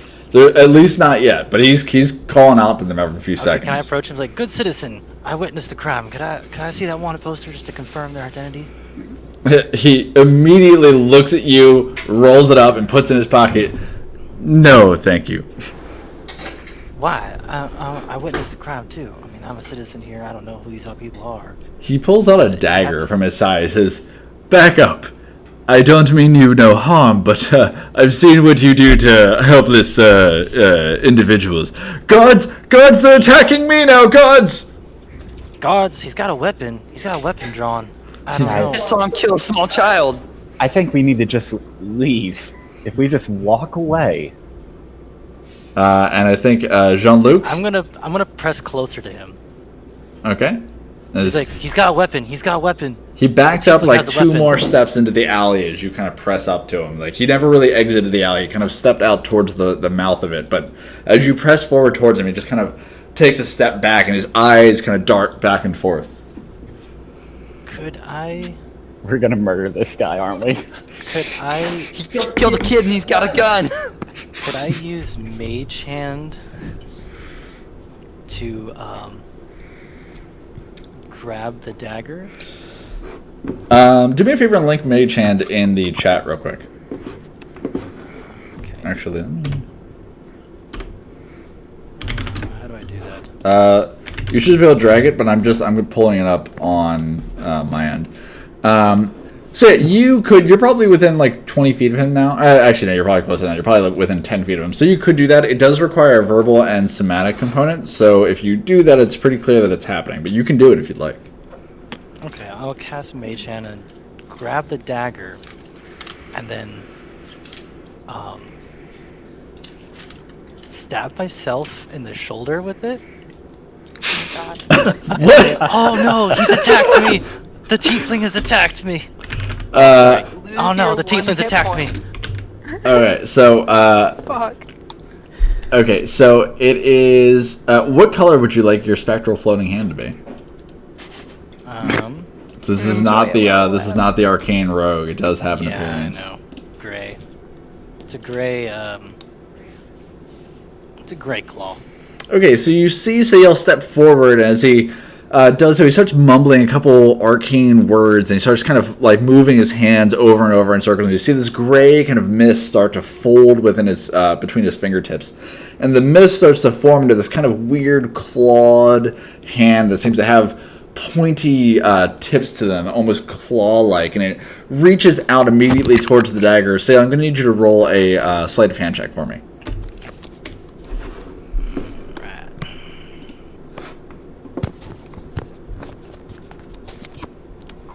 Wait, so... No, shit. How do I roll sleight of hand? Because I have it in my skills. So just double click it, the number, I believe, or you can grab the number and then throw it into the chat Okay. box. Okay. So the tiefling standing in front of you sees this hand starting to form. He says, "What are you doing? No!" And he like puts his hands up, and he's afraid that there's going to be like this bolt of energy, and instead this claw reaches forward, grabs the dagger out of his hand, and it just kind of backhands him with the handle of it, flies hit it him. back towards you, and then jams it into your shoulder. Yeah. Yeah, it doesn't actually do Oh anything. no! He stabbed me! The criminal has stabbed me! And he goes, "Huh! No, I did not! No, guards! No, I didn't do it! I didn't do Hi. anything!" And at this point, you see some stab other him. people starting to like peek out of their windows and their doors. And I clutch the dagger, and then I fall back. Yeah, so you fall back and pass out. You had 1 point of Yeah. health left. You immediately fall unconscious as you stab yourself in the shoulder. Okay. Assisted suicide. To clarify what Rainier's saying, Roy, you're with him, right? I'm with Rainier. Out of character? Yeah, we're together. Okay. Iris is gonna hustle along with Yeah. them. They're not too far ahead. They're probably like 45, 50 feet ahead at this point. No, she's not about this fucking life. Fuck it, finally. Sales is really left behind in the alley. Oh, great! You start to catch up, and I just go, I know, right? Yeah, no, fuck that. Okay. If it looks like anyone's following, she's gonna duck into an alleyway and just fucking hide. Like, nah. Just nah.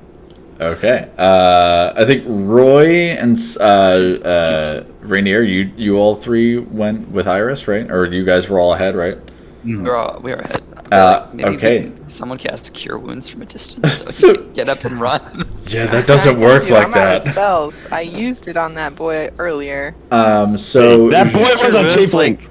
Allegedly. Cure Rune's like a little. Jean-Luc, Wank, and No one and has Philip. healing What do you word, do? does it? Healing word is the cantrip, right? Yep. No, healing word is a spell slot. There So is is Cure that Wounds? Which one's the cantrip cantrip? that, None of them. picks people up. Do you not have that one? So I don't know who's talking anymore. There's too many people. Yeah, there's a lot. Fair enough. Okay, so Philip and Wank and Jean-Luc, what are you doing? I am sticking close to Rainier, and I am steering clear of Wank.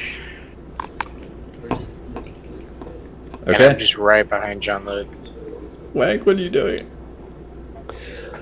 Wake turns and looks at Rainier and says, "Sir, I just saved you from almost a catastrophic incident." Uh-huh. Are you shouting this? No, he's breathing heavily though, after dispelling a spell like that. And says,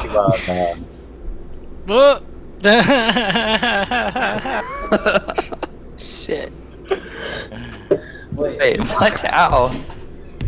So, okay, so Wank, as Rainier seems to be ignoring you, what do you do? Why'd you kill that kid, dude? Wank, bro. "I'm sorry. After Wait, so do you catch up with them, Wank? Well, okay, so can you catch me up on what the hell happened? Because I wasn't So- paying attention. Okay, so what has happened in the last couple of seconds is you killed a child. Let's begin there. Tiefling. A tiefling saw you from a nearby alley. The rest of the group said, "Fuck this, we're out," except Sayil, who went over to the alley, stole the tiefling's Oh, so dagger, everyone and then left. stabbed himself. Fucking left. Oh, that's great. So why did I even fucking do anything for you guys? And Wank, Selfish it is bastards. you are, as far as I understand, you are like still near the alley with Seal, and you're like shouting down the road towards the rest of the group who has moved on. Gotcha. Okay, I'm gonna. Get Seal up, please. What the hell's Seal doing? He stabbed Unconscious. himself to help you. He No, was trying to unconscious. cover up your crime by stealing this person's dagger so you guys could frame him by stabbing himself, removing his final hit point, and falling unconscious. Okay, I very hard rub my eyelids. I sigh. I want to go talk to this tiefling. It's funny, I do the same thing as a DM like all the time. Yeah, I can. Okay. I hear you. This. All right. Wait, all right. So Rainier Wink was is saying going this? to walk up to Seal because he's concerned and Rainier. see what he did for me, and put the dagger down next to the next. Deeper into his wound. No, he's gonna Stab set him a the second time. set the dagger down next to the tiefling. Look at Seal and be like, "Dude, why would you do that?" Seal's unconscious, man. You get no He's response. unconscious. He's Yeah. not responding. You just get these shallow, haggard breaths. Can we give him a healing potion Yeah, and I run? walk over. I say, Iris, can you do anything for him? No, Medicine, I do you can't. have I told you, I'm medicine? spent for the day. I'm a weak baby. But to give him a healing potion. Do you have a healing potion? We don't have those. I thought we started with one in our adventures kit. Or am I correct? No, Did we? no, No. you did not. Oh. Then. Who has any medicine whatsoever? I don't even have that skill. Meta Like, knowledge. Philip would be, I think, the only person that might, if he has good berries, if he took good berries for a level 1 spell. Good berry. I don't think I did. Oh my god. So I totally didn't. Nope. Alright, Seal, as these people are like starting to shuffle back towards you with the most pathetic display no. of camaraderie I've ever seen, go ahead and make all 3 of your death saves to see if you can come out of this on your own. I'd like to make a medicine check to try to support him if I can. Okay, yeah. Does anyone have a medicine kit, though? And you need a medicine kit to actually use it. Oh.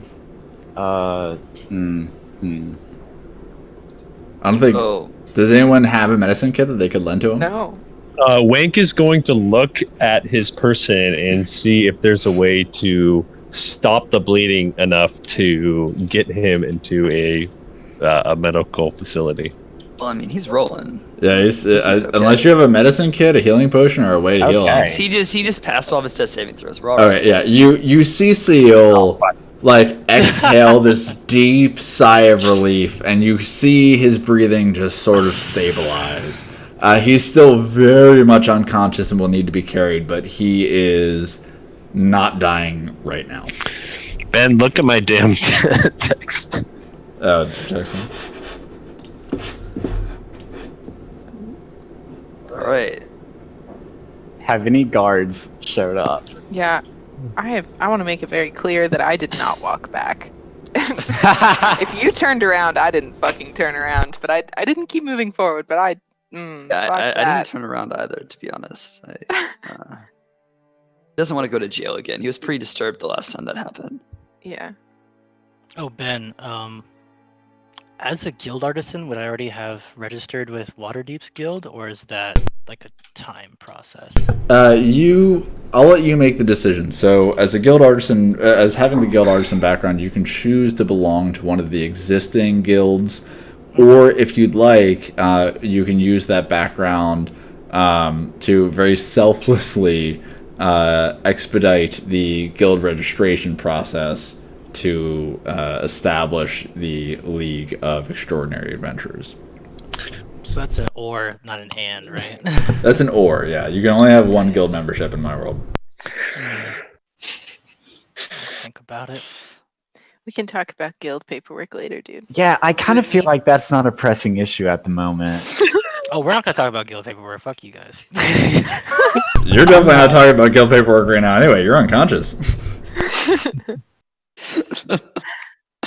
I'm fantasizing about paperwork right now. Is what Rainier's doing. So are there any guards yet present? No, at this point, a crowd is starting to gather around, though. Like people, citizens. The guard hasn't come out yet, but citizens have started to come out. Okay, I think too many people have seen. I think we gotta go through with this. Go through with what? What happened? This little tiefling has stabbed my close friend Seal. Yeah, I think What we gotta the stick with this one. Jean-Luc did not turn back. He is heading towards the... Yeah, Seal, so, my like, friend. I'm going Jean-Luc. to pick up Seal and raise him and start walking to the spire to one of the closest healing observatories, the Spires of the Morning. Okay, is anyone helping you, or are you doing it yourself?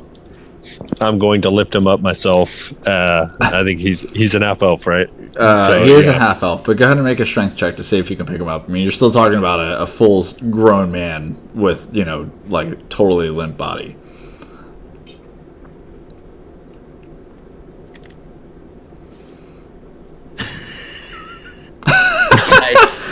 Nice. You pick him up successfully for like him on the 3 seconds. You just see, like, the rest of you see Wang kind of like trying to hold him up for a second. He takes like 2 wobbly steps forward. He goes, and just falls backwards. Seal's body lands on his chest, rolls over his face and back into the snow.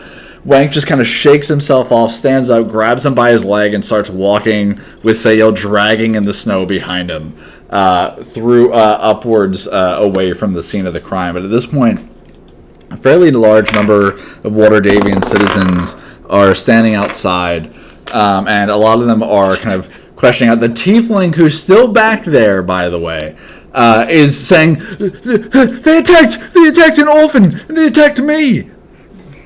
I want to try to do some damage control and talk to this tiefling. Okay, what do you say? Hey, man. So, crazy day, right? He like kind of slowly backs away from you just a little bit. He just nods at you with a little bit of fear. Yeah, I understand these guys. So how much is this gonna cost? He looks at you for a moment. He goes, "What? Listen, What? do you have a job? Do you have a family? I'm not threatening them. I'm not telling you anything about my family." Oh, I feel you, dude. I'm with you 100%. This was, man, things just got a little carried away out there. You killed a fucking child. I don't see it that way. It's all a matter of perspective. I didn't kill a child. Was it a mercy? Because I mean, he was starving at death's door, so. He's got a good point. Rejoice for In a you, way, children of with the Thanos. overpopulation problem. death No, shall let's not continue. talk about that. Have you ever heard of the Never Embers? Does that name mean anything to you? He looks at you and goes, the Open Lord, the prior Open Lord Dagolt Never Ember? Yeah. Oh. What? You're his son. You nailed it. Got it in I'm one. sorry, my tiefling. We can add you to our party and put you in his employ. Oh, well, when you put it like that, and the fear We're not fades putting from it his like face, that. I want to make that clear. he just looks at you and goes, this would cost you 200 gold to go away. Yeah, I think we can do that. Yeah, we can definitely do that. I don't have it on me right now. We have that at As our soon as guild. you say that, he just starts screaming, rape! that in our Rape! guild. He's trying to rape me! No, don't. Well, We now have you it. just We have it acknowledge stashed that. in our guild. Rank, are you still with him? I thought you walked away with Seal's body. I was dragging. I couldn't because I was dragging him. So while he's saying that, I was Oh, you dragging were telling me. Shoulder, you Seal's shout body. that back. So he looks Just come down back the to our guild. street at you. He says he looks down the street at you as you say this. He looks back over at Rainier and says, "Where is your guild?" Oh, it's Hall. right over there in the castle ward. It's like a 5-minute walk from here. You really have even the castle ward, much nicer neighborhood, better guard. You'll be in no danger. Go and roll a persuasion check, but do it with this. Actually, just do it. Just do a normal persuasion check because you probably would have had advantage as a lord and disadvantage with all the issues going on. So, okay. He looks at you. He goes, "Right. Okay, sorry, people. Mistake. The pile of ash. Bird shit. No problem. No problem. Useless. Don't worry." And some of the people, as he says this, are kind of like looking around. One of them kind of walks up and pokes it. Like the ash kind of crumbles. You see a few flecks kind of float away in the wind as they do so. Some and they- teeth. There's some teeth in it. yeah, there's like some teeth. It's very clearly not bird shit, but the tiefling kind of runs over and like kicks snow over it. And he goes, "No problem. No problem. Just, it was a gag. No, fireworks. No problem. Nothing to see here." And a few guards start to kind of like make their way out of the alley just down the street. And they, like, their pikes are ready. And he goes, no, and like waves them off. And he starts to follow you up. Away from the trade ward and towards the castle ward. Wank, you're still dragging Seal in the snow, right? Correct. Okay. So after it takes you like, is anyone going to help Wank? You will see Wank dragging Seal by the leg. Wait, so who's actually within the group? I'm ready to help him. Yeah. Okay. Yeah, you're all like back together at this point. Philip, what are you doing, by the way? You've been silent as this whole thing plays out. Just been right behind John Luke this whole time. On his grandson. He likes to watch. He does like to watch. All right. So after a few of you manage to grab hold of Seal and still like, do you pick him up or are you still just dragging him in the snow, but like with more people doing it? We pick him up. We're gonna. So after a few minutes, you guys figure out the logistics of like getting this unconscious body up, who seems to be almost entirely useless aside from fainting. And you carry him forward into the castle ward, into the spires in the morning, and you just kind of pound on the door. At this point, it's about 3:30 p.m. It's taking you a pretty long time to walk up the street. You've had to hide this unconscious person from like walking city guard that passed you once or twice in your way up here. And you pound on the familiar ornate door with the kind of golden flowing vines on the door. And as you pound on it, a familiar face opens the door, and the sister who previously gave you assistance opens it up, and she looks over at you, Roy, and the rest of you, and she says, "Oh, what happened to your friend? Please, come in. Hurry, and make yourselves at home. The cots are here for you. Please make yourselves comfortable." And as you work your way into the main entrance of the Spires of the Morning, these large towers kind of are erect in the sky, and the very top of each tower, the very top of these spires are covered in this beautiful gold inlay that just kind of reflects the overcast light back into the sky.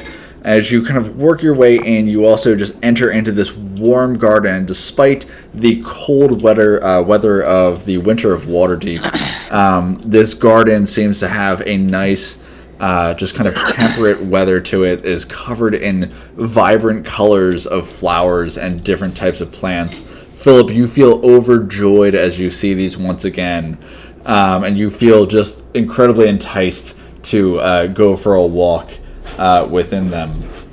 Can Philip see that? He can sense the magic of the nature magic within this area.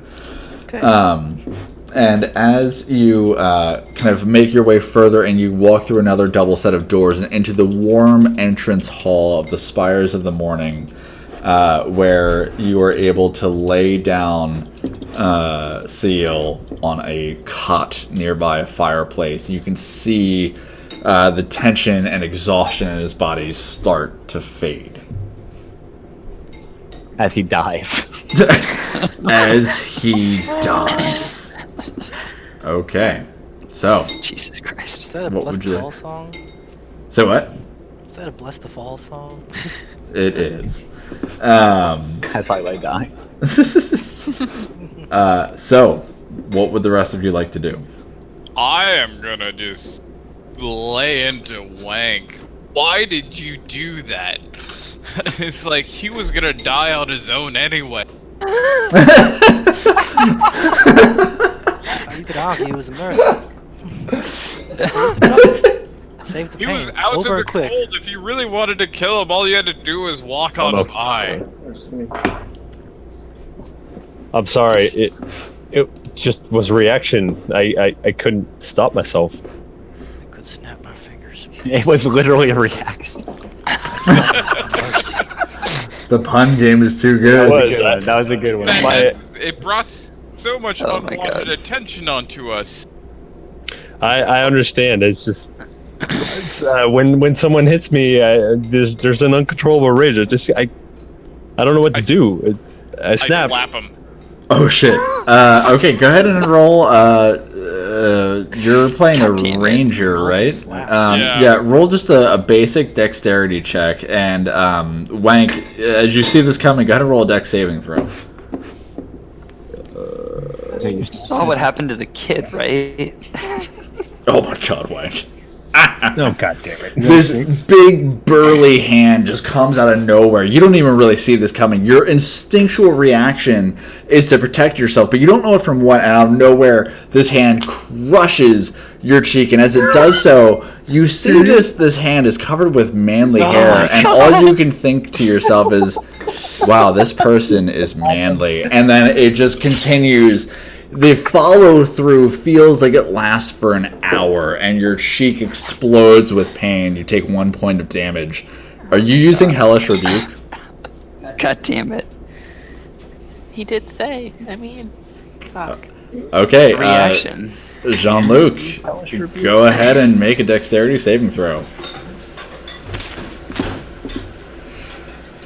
And what's your? It's 14 Nice. for your spell save DC, right? I think mine's Better be You said 13. yeah, mine's 13. So he Okay, puts it. so please roll damage for 2d10.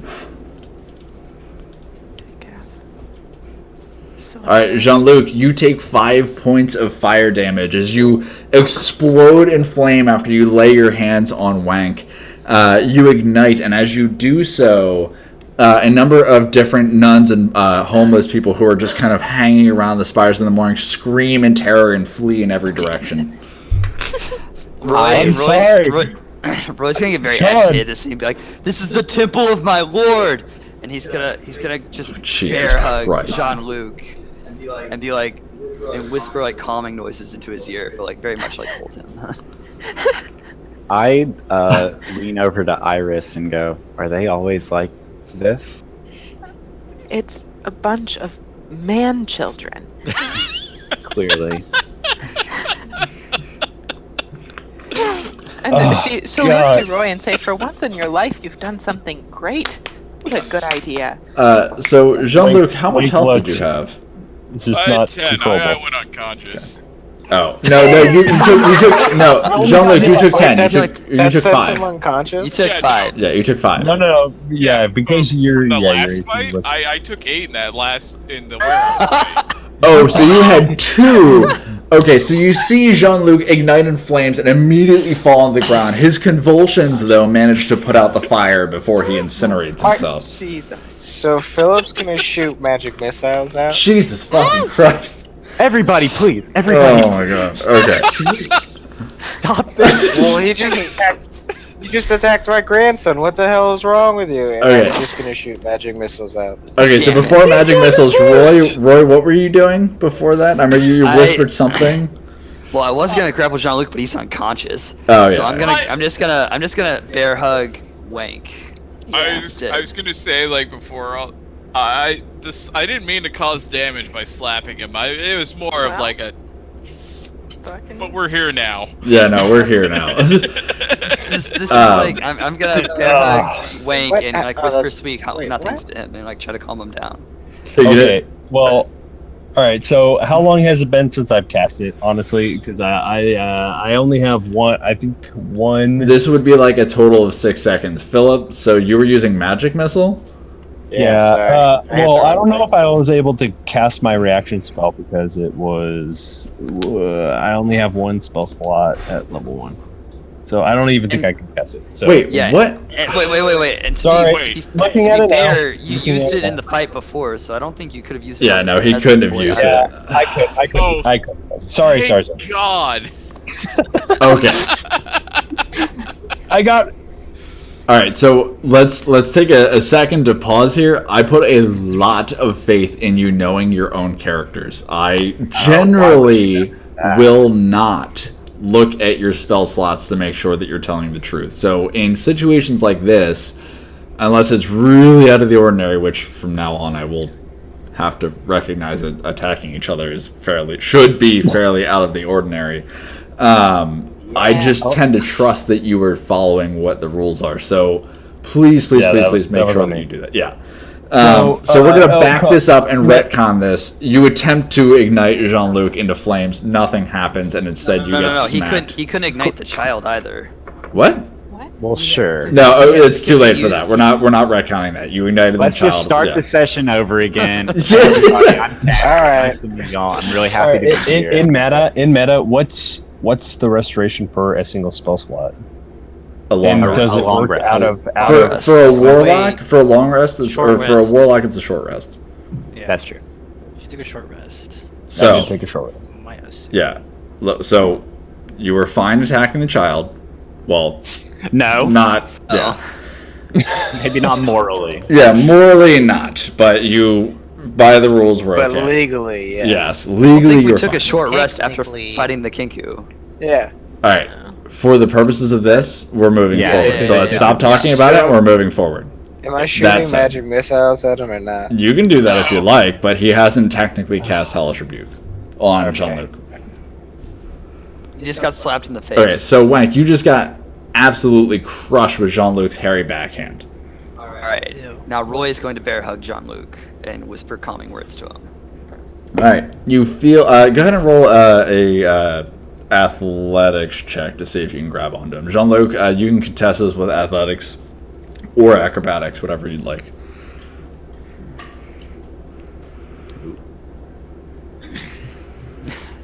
All right, so yeah, Roy, you run over and just wrap your strong arms around Jean-Luc, and for a moment, everyone around you feels the warmth of two strong men embracing one another.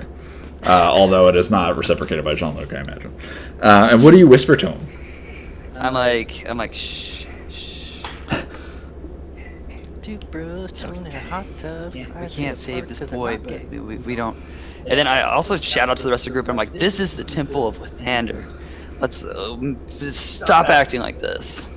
Yeah. At this point, Sorry, like Roy. the rest Sorry, of the people in the temple are a little bit standoffish. The homeless people that I said ran away didn't really run away. They're mid-run. They're like not sure if they should be running.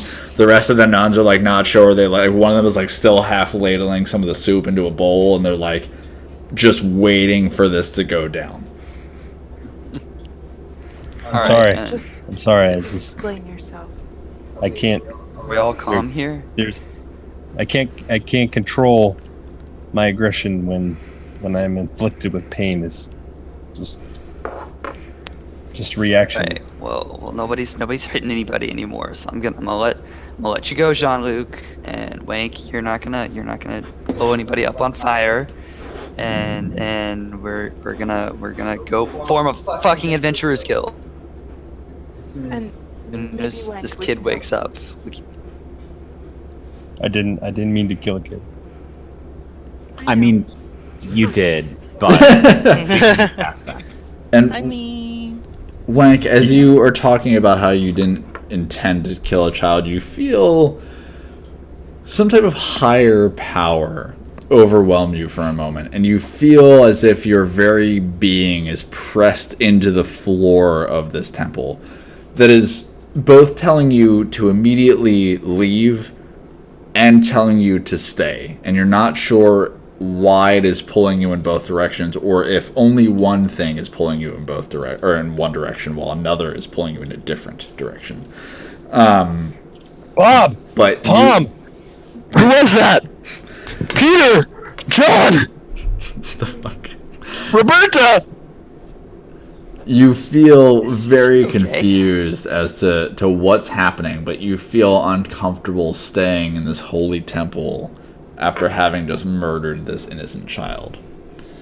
That said, what would you guys like to do? Do you plan on spending more time in the spires of the morning so that Sayol can rest and wake up, or do you want to go over to the guild hall immediately?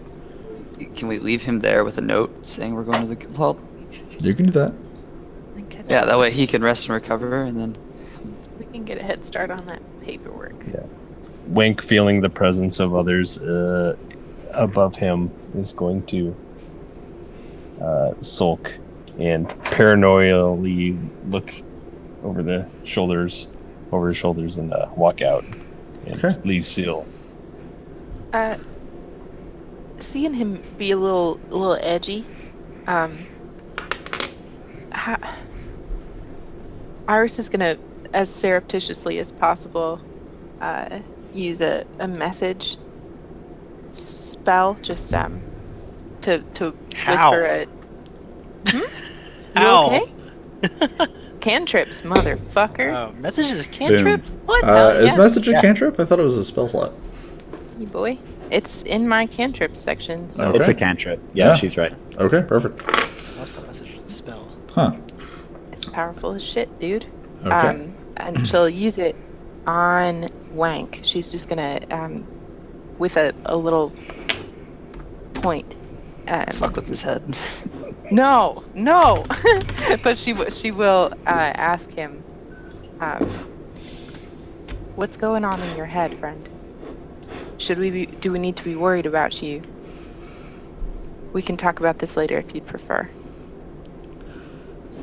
So the rest of you see Iris kind of turn away from you, and you see her reach into her robes and pull out this long, thin piece of copper wire, and she just kind of presses it to her lips, and she starts moving her lips almost silently, but you can just hear just a little bit that she's mumbling under her breath.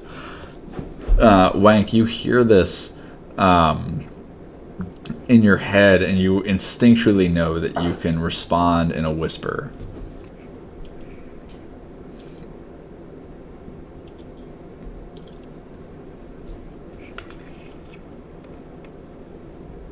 Would you like to say anything? Can I go get started on this paperwork while we're Wank, did you want to respond? I didn't Okay. hear the message. Wait, what? Well, no. Okay, so Wait, what? What? Yeah? Nani? so no. Wank isn't going to respond. Okay. So, Iris, you hear nothing in response. As this happens, the rest of your organization or your group starts to kind of make their way out. Iris, are you going with them? Yeah, shuffle Okay. around. So, the entire group starts to make their way out. Wank doesn't respond to your attempt to bond with him. And for the sake of brevity, you make your way up into the castle ward, and you make your way up with Rainier's help up to the guild hall. And this is an incredibly ornate, large building. You can see as you make your way towards it, the snow has covered the handful of steps that lead up to it. There's about 15 steps that lead up to this massive set of stone double doors that go into it. There are 2 city guards standing out in front of it. Along the front entrance, you see 6 large ivory pillars. There are 3 on either side of the double doors. And on the top of the building, you can see this beautiful blue and green glass dome on top of the building. And as you approach the entrance, the guard look at you and kind of eye you cautiously, but they see Rainier for a moment, and they just kind of place their pikes at their side, and they pull with some considerable effort. They pull open these stone doors, and you immediately feel this blast of warmth from the fires and the hearths inside. And you make your way in. There are just massive desks about 7 to 8 feet tall on either side of the main entrance that go all the way back towards the back of the hall, where it has one even larger desk with what seems to be the kind of head office worker, if you will. This desk is about 10 feet tall. It's got a gnome sitting atop it. And you can see this long stream of paperwork, kind of scroll paperwork, kind of hanging over the side and falling down into the floor as you approach.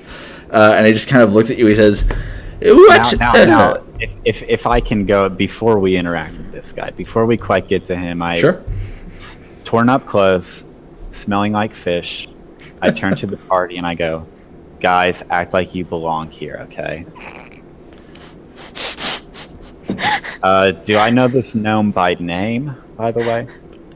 No, you don't know him by name. Okay. You just recognize him as like one of the many office workers, and it's clear that he has some level of prestige to him, but you wouldn't know him off the top of your head. He's not one of the higher ranking officials in the office. Mm-hmm. So as you make your way up to this desk, he looks down at you over his kind of like half-moon spectacles, and he says, "May I help you?" I go, "Hi. It's nice to meet you." And he looks down at you as you say this, and he says, "I wish I could say the same. You smell absolutely horrendous." Your elitist comedy is not lost on me. You see, I myself am a lord of sorts, a princeling, but let's not linger too long on the ling. My name's Rainier Neverember. I'm sure you've heard of me. His eyes go wide for a second. He goes, "Huh." Yeah, you Hey. fucking bet. He squints his eyes for a moment. He goes, "Oh, my lord! I did not recognize you for. Why do you? Never mind. How can I be of service, my lord?" Well, we're trying to get a guild charter. Yes. One moment. Let me get the paperwork. And he snaps over at a few of the other kind of workers nearby, and he says, "Guild charter, guild roster, bylaws, articles of incorporation. Bring them over henceforth." And you see a few other gnomes kind of hop down from the desk and go, "Hey, hup, yes, sir!" And they kind of like run away, and they kind of start grabbing different documents and quills and things, and they kind of run over as quickly as possible. They place him in front of this gentleman, and he goes, "Before we continue, my name is Wentworth Nagenfager. Yes, Wentworth Nagenfager. I've never heard of you. Anyway. I just need to sign sorry, what was that, Rainier? Well, I interrupted him, but then you actually kind of made me feel like a dick about it. So, I'm gonna... A pleasure to meet you, Mr. Noggenfogger. These are my associates. Roy is the large bloody man. Hi, how's it going? Hi. Nice to meet you, large bloody This is man. His sister, Iris. Yeah. He tips his invisible fedora at you. That dude's name is like John something. Oh, Jean-Luc! I know Jean-Luc. He's famous around here. He is? I mean, yeah, of course. He's a folk hero, of course. Jean-Luc. Jean-Luc, sing us a song. Yeah, that sounds like a great idea. No. No one spits like Jean-Luc. No one. And the entire office starts clapping and singing along. This whole thing immediately devolves into Jean-Luc's song and takes like 10 minutes out of your day. God damn it. And yeah, at the very end. And this is Wank. Definitely not a child murderer. No, he would. Oh, that's strange. I can't remember if it's Seal or Philip that's dead, so this other guy is one of them. Seal is dead. Philip is with you. Seal is unconscious right now. So I just need to sign here, is that right? Technically, there's much more that goes into it. There's an articles of incorporation. But for you, my lord, how about we do this? Why don't you tell me the name that you wish to procure for your guild membership? We're going to need a sponsor, a sizable sum of an investment to show that you are a serious commitment of 1,000 gold. You will need to establish that you have a guild hall, never mind those. How about we do this as a favor to you, my lord? Simply tell us your name. Tell us where we might be able to contact you in the next coming week or so. And we can finish the rest of the paperwork at your leisure. If you wish, you can turn in your articles of incorporation, bylaws, and the sizable investment at a later time, perhaps 1 week hence. I've clearly lost interest in what he's saying by this I point. thought he was so turned on by this. Yes, but he's just edging me with this talk, and I just want to sign some goddamn papers. Jesus Christ. Either way, I give him the information he needs. So I imagine you guys just tell him that you can be contacted at the yawning portal. Sure. Okay. Sure. And do you sign over the name? What's the name that you sign over? Roy? Roy, what was that name again? It's the League of Extraordinary Adventurers. Okay, right. So they finish kind of signing over some paperwork, and they kind of shuffle a few documents around. They hand a few documents over to you, Roy, as you kind of give the official name. They just kind of assume that Rainier is your sponsor, and that Roy, you're kind of like the guild leader here. And he goes, okay, right. So as of today, congratulations. You are officially the League of Extraordinary Adventurers. Please, for your official signing, charter members, please sign here, here, and here. and all of you kind of have to go over and you sign one by one. And he just kind of says, "Great, you are the official members of the league. And who is your official guild headmaster?" Oh, the Roy. Well, that would be put his me. name there. So Jean-Luc, and then Roy. It sounded like you were contesting I like that this. Roy puts his hand up and Jean-Luc just shoves him aside. It's me. Yeah, no, that's exactly what I want to happen, All actually. right. So Noggenfire just kind of backpedals for a second. Yes. Well, you see, in our guild hall, there's only one proper way to settle this. Arm wrestling contest, and like everyone loses their shit. So they bring out this small table with 2 bars on it you can hold on to. They place it between Jean-Luc and Roy. And they say, "Oh, the rules are simple. Grab one another's hands, but not too softly. Grab them firm. And whoever places the other man's hand on the table first wins." So Jean-Luc and Roy, I'm going to need you to both make an athletics check. Come on, athletics. Ooh. Without even contest, Jean-Luc starts to kind of brace himself, and this small gnome who seems to be like, it's like bring your gnome daughter to work day. She walks up and says, "Jean-Luc, can you sign sign this autograph for me, sir?" And you say, "Oh," you just kind of look over and you're distracted by this, and as soon as you lose focus, Roy slams your hand down into the table. The entire office erupts with jubilee. The tiny little gnome like walks onto the table and then is like, "Can you sign the?" And gets smashed by the. She is absolutely crushed. This is the second child you've murdered today. And Roy is named the official guild master of the extraordinary, or the League of Extraordinary Adventurers. You know, Iris is gonna turn to Roy.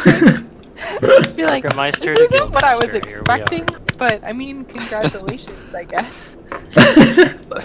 Well, it's just like beaming. He has no idea what he does or like what that entails at all. And he's like, "Let's go, guys, to the sewers now." Also, Jesus, like that's a pretty high like proficiency in like the athletics. Yeah, +5. That's He's a intense. big Yeah. boy. Yep. Beefy laugh. So I just want to take a rest. So the entire guild hall erupts. They give you the paperwork that you need, and they say, "In 1 week hence, bring forth the 1,000 gold deposit, and any others who would wish to be founding members must sign the charter as well. And please establish any rules that you would have in your bylaws. But today you are officially official." And they place this big star badge right on Roy's upper right breast. It's like just a pin badge. And they just kind of tussle his hair and they say, "Now get the fuck out." Is there a spot on the signatures for seal?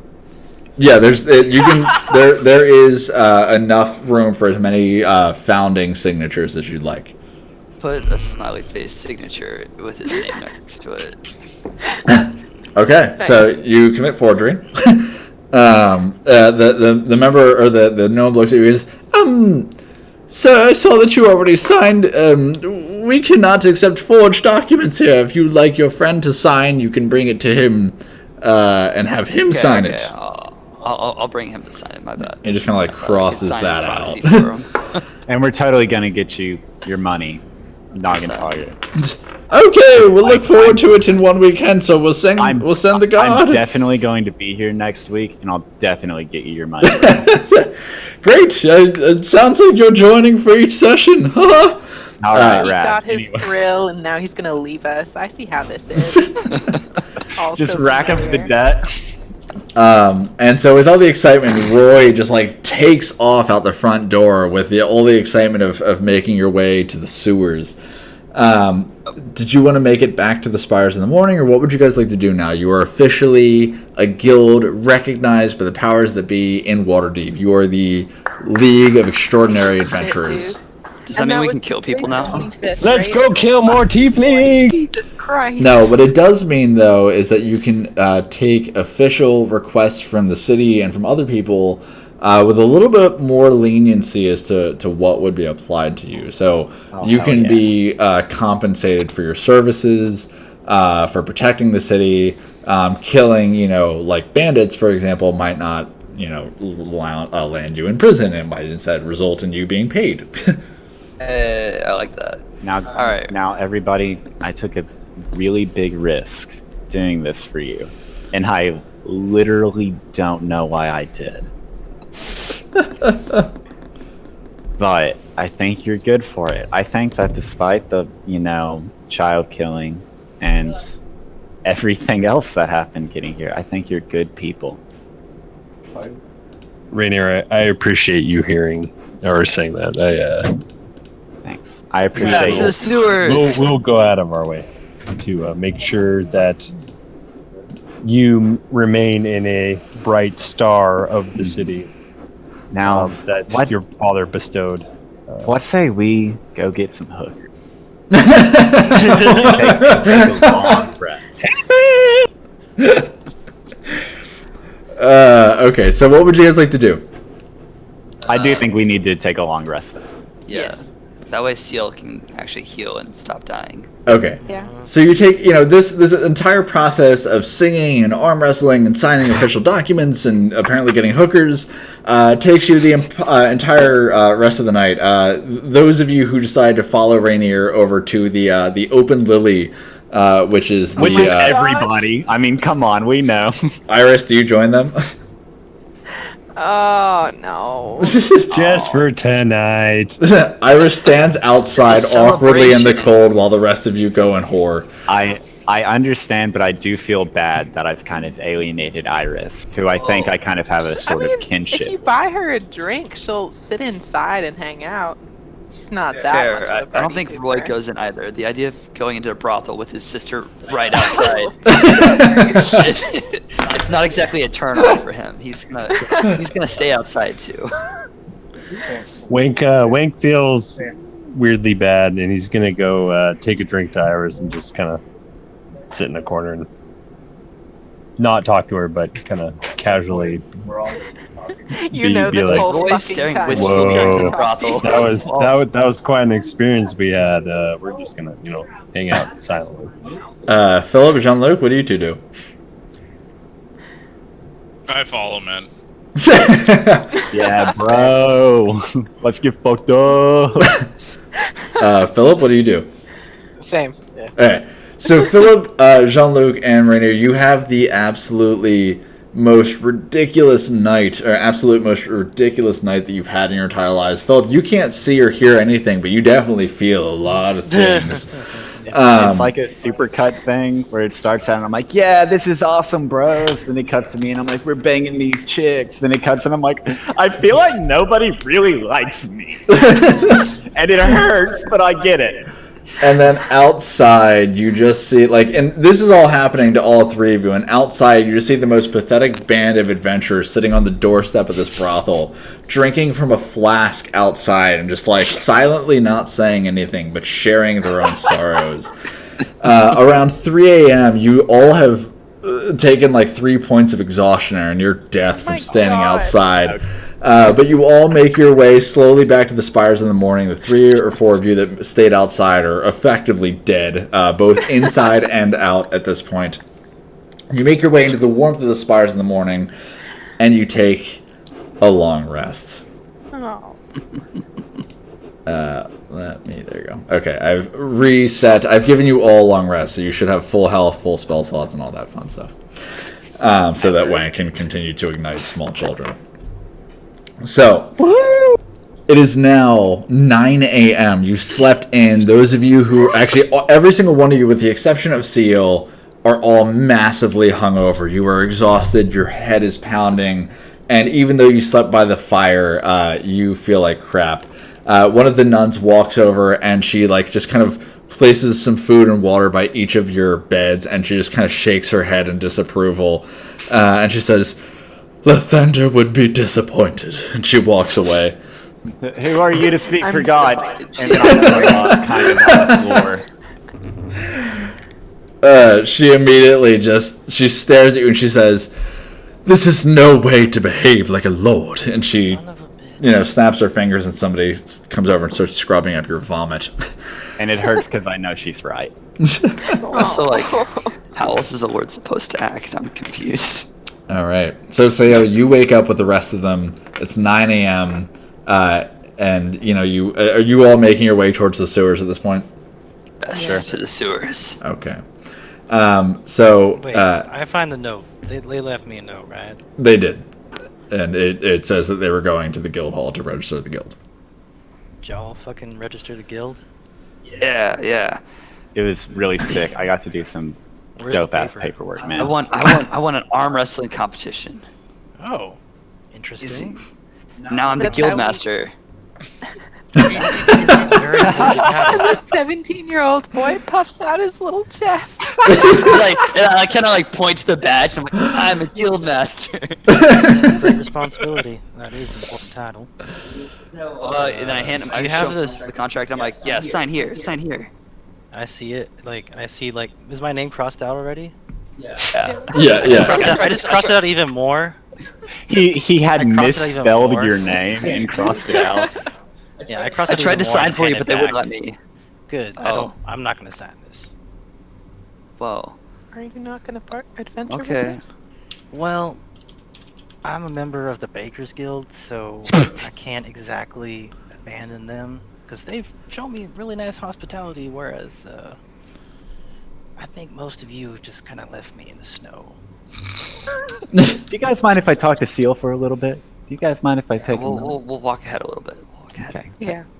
So as you go back to talk to Seal, the rest of you start making your way out into the snow, and you realize that you have no idea where Three Daggers Alley is, Oh god. aside from the fact that it's somewhere on the east side of the dock ward, rather. Well, I mean, we know that once we get into the sewer, we follow the yellow sign. And in fact, you So- know that if you follow the yellow signs in general, wherever you might find them, it should lead you to the lair. Okay. Yeah. So, I mean, I'm not too worried about Three Daggers. So while he's inside, you guys have a decent amount of time. They take a decent amount of time to like chat with one another. Why don't who's going outside while Seal and Rainier have a chat? Everyone Is it else. possible to move far enough away that they get privacy without leaving the warmth of Spires of the Morning? Yeah, you can stay inside if you'd like. Yeah, I'm staying inside. Okay. I Is anyone definitely like? imagined, at least for me, that like we're kind of in a bedroom and there's probably like a greater common area. Oh no, you're in the common area. You're in like Oh, open okay. cots in the common area. Okay, I It's see. like hobos. Yeah, effectively, you're like homeless people sleeping in their free beds. Is anyone making their way outside, or are you all just kind of hanging out inside? Wank's gonna follow, but casually look nonchalant and light a cigarette and go into a corner and just puff, looking at the ceiling. You're still inside. Hang outside a window. Yeah, as soon as you light the cigarette, one of the nuns like runs over here, is like, and so like her like heels like smack against the concrete. As you light it, she smacks the shit out of you, and like the cigarette Oh my flies God. into the wall. That's fair. That's It's fair. a- That's fair. That's fair. She Okay, says, I'm sorry. out with you, young man. There is no smoking in the Temple of the Thunder." You're right, That's and how he it- flicks it out the window, and then he's going to casually lean against one of the chairs or leaning couches and place a piece of chewing tobacco in his. I mutter under my breath, "Fuck, he's cool." Right? He just has a knack for it. Okay, so is anyone going outside, or you're all kind of hanging out inside while this chat occurs? Out inside. Okay, all right. Well, that's okay. I don't care if other people hear this. That's not what I'm trying to do. I just want to talk to mean- my buddy Seal. I want him to be able to talk to him, but I want to be able to move far enough away that they can do that. Yeah, it's a really, really large entrance hall. There's enough room that you can move away and still let them have their privacy. Cool. I'm getting the fuck out. Cool. So the rest of you kind of make your way towards like the entrance, and Seal and Rainier, you kind of hang out towards the middle area. Hey, Seal. So, You're really big into the Baker's Guild, huh? Yes, indeed I am. What kind of money does that make? I'd say the average. Well, I mean, they don't make money for me, but I do provide services. They provide food and lodging. Hmm. Right, right, yeah. Yeah. You want to make some real motherfucking money? You know I do. Adventuring is where it is at right now, and honestly, I'm giving you guys I'm sticking my neck out really hard for you, Seal. And you don't have to, but I think you should be part of this guild. I think it could be a I real joined game these changer. motherfuckers yesterday. I don't know what the fuck they're on about who Floon is, but Dog, came I along. joined these guys today, so I feel you. Okay. So you think there's opportunity to be made if I join the guild, correct? I really do, and I think that baking bread is good Correct and me all, you know, if I'm wrong, but your father is current Lord of Waterdeep? he actually is in Neverwinter right now. Neverwinter. Hmm. Okay. And what are your aspirations, Lord Rainier? Man, that's a big question. I mean, I just got assigned this character today. Breaking the fourth wall. Yeah, that's obviously a Fourth bit. wall break, That's out of fourth wall character. break. Back in character. I want to see the world right now. I want to learn and hopefully take over for my father and even do a better job than he has. Exactly, right?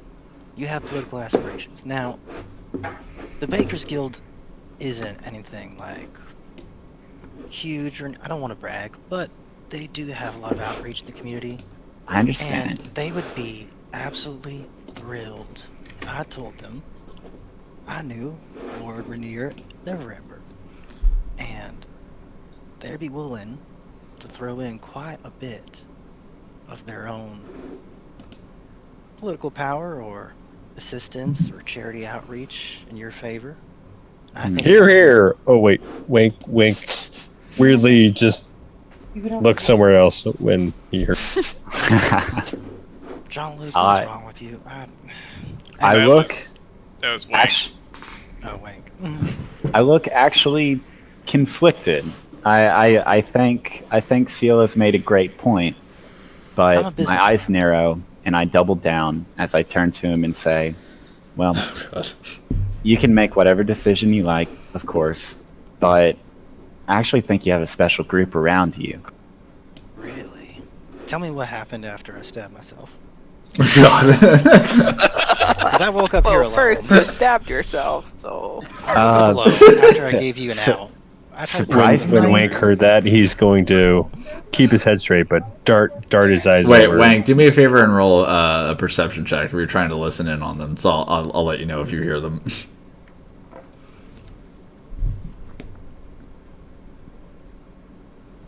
You have no idea what they're saying.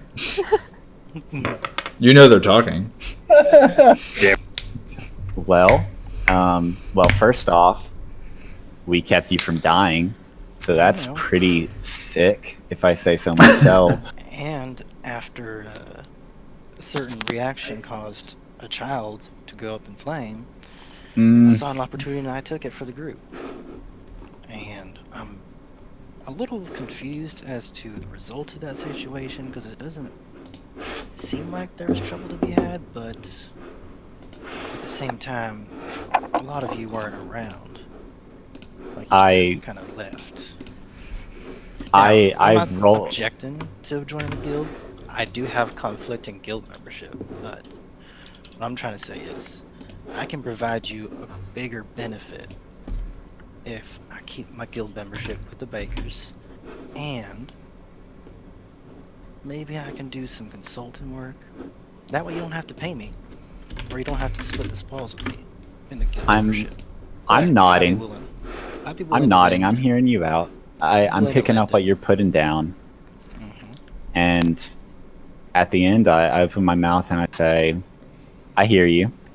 I'm picking up what you're putting down,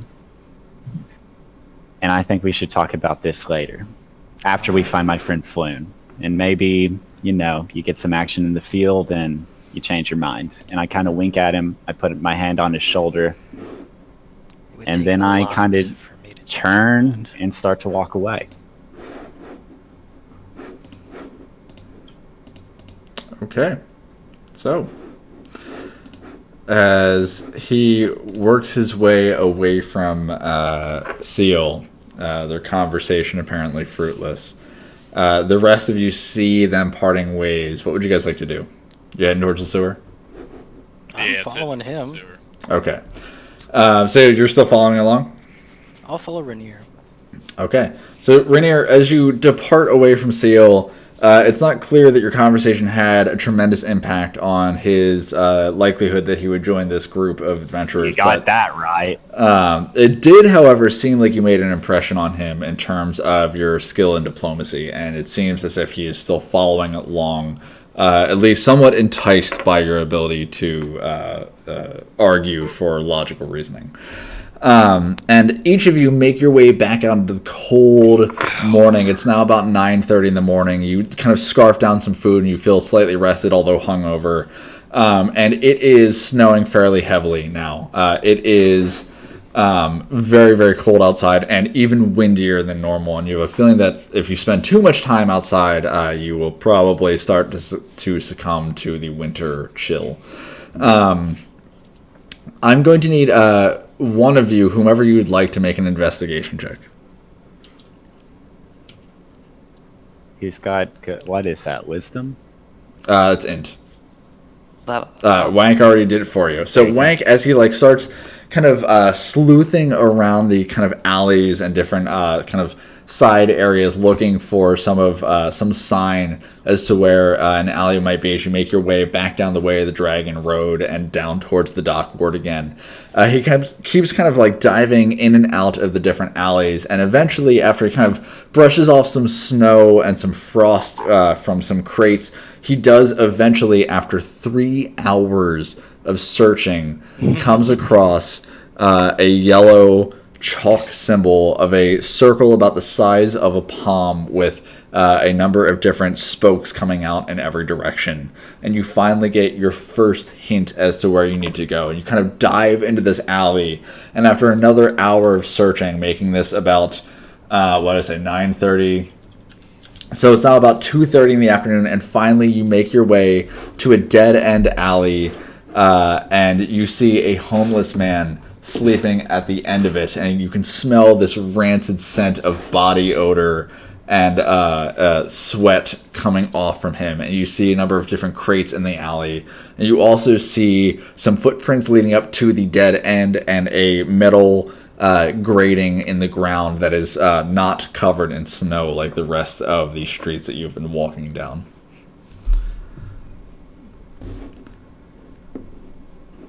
Put my hands on my hips and say, guys, I don't know what to do here.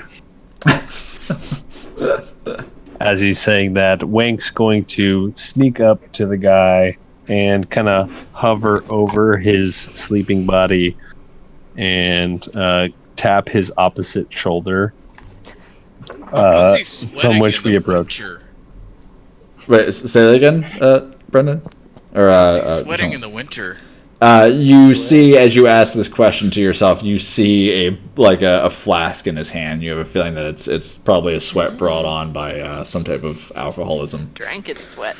Oh, hell yeah, nice. it's what I think, but don't say out loud. And Wank, what did you want to do?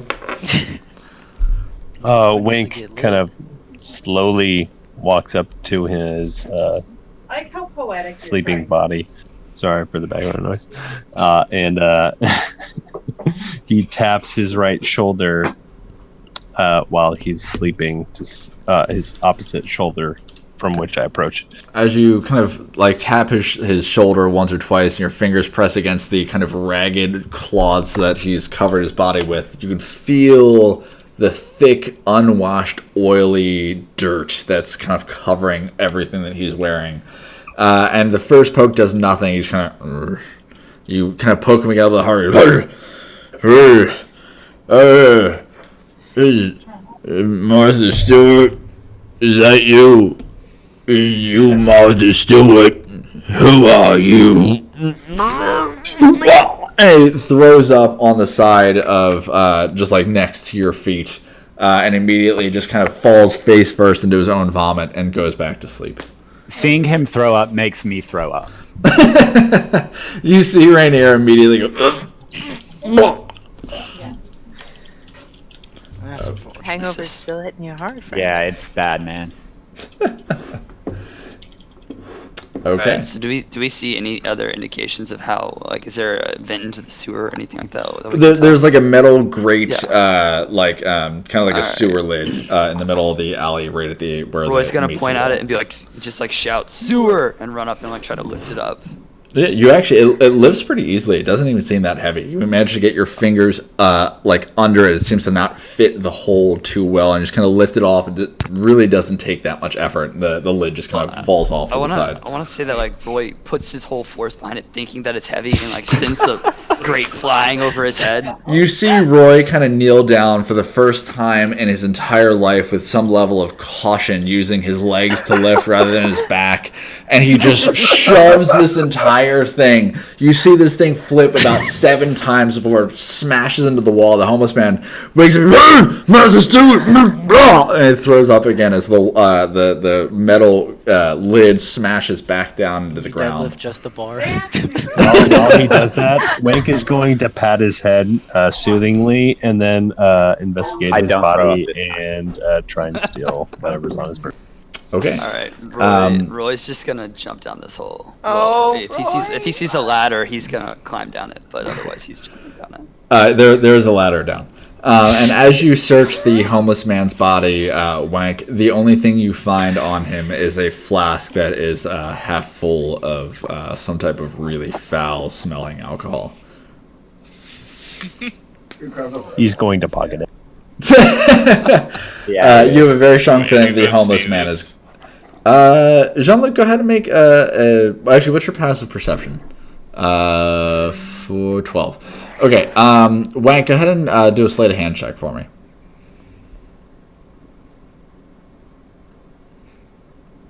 No, you don't see it. Alright. Alright.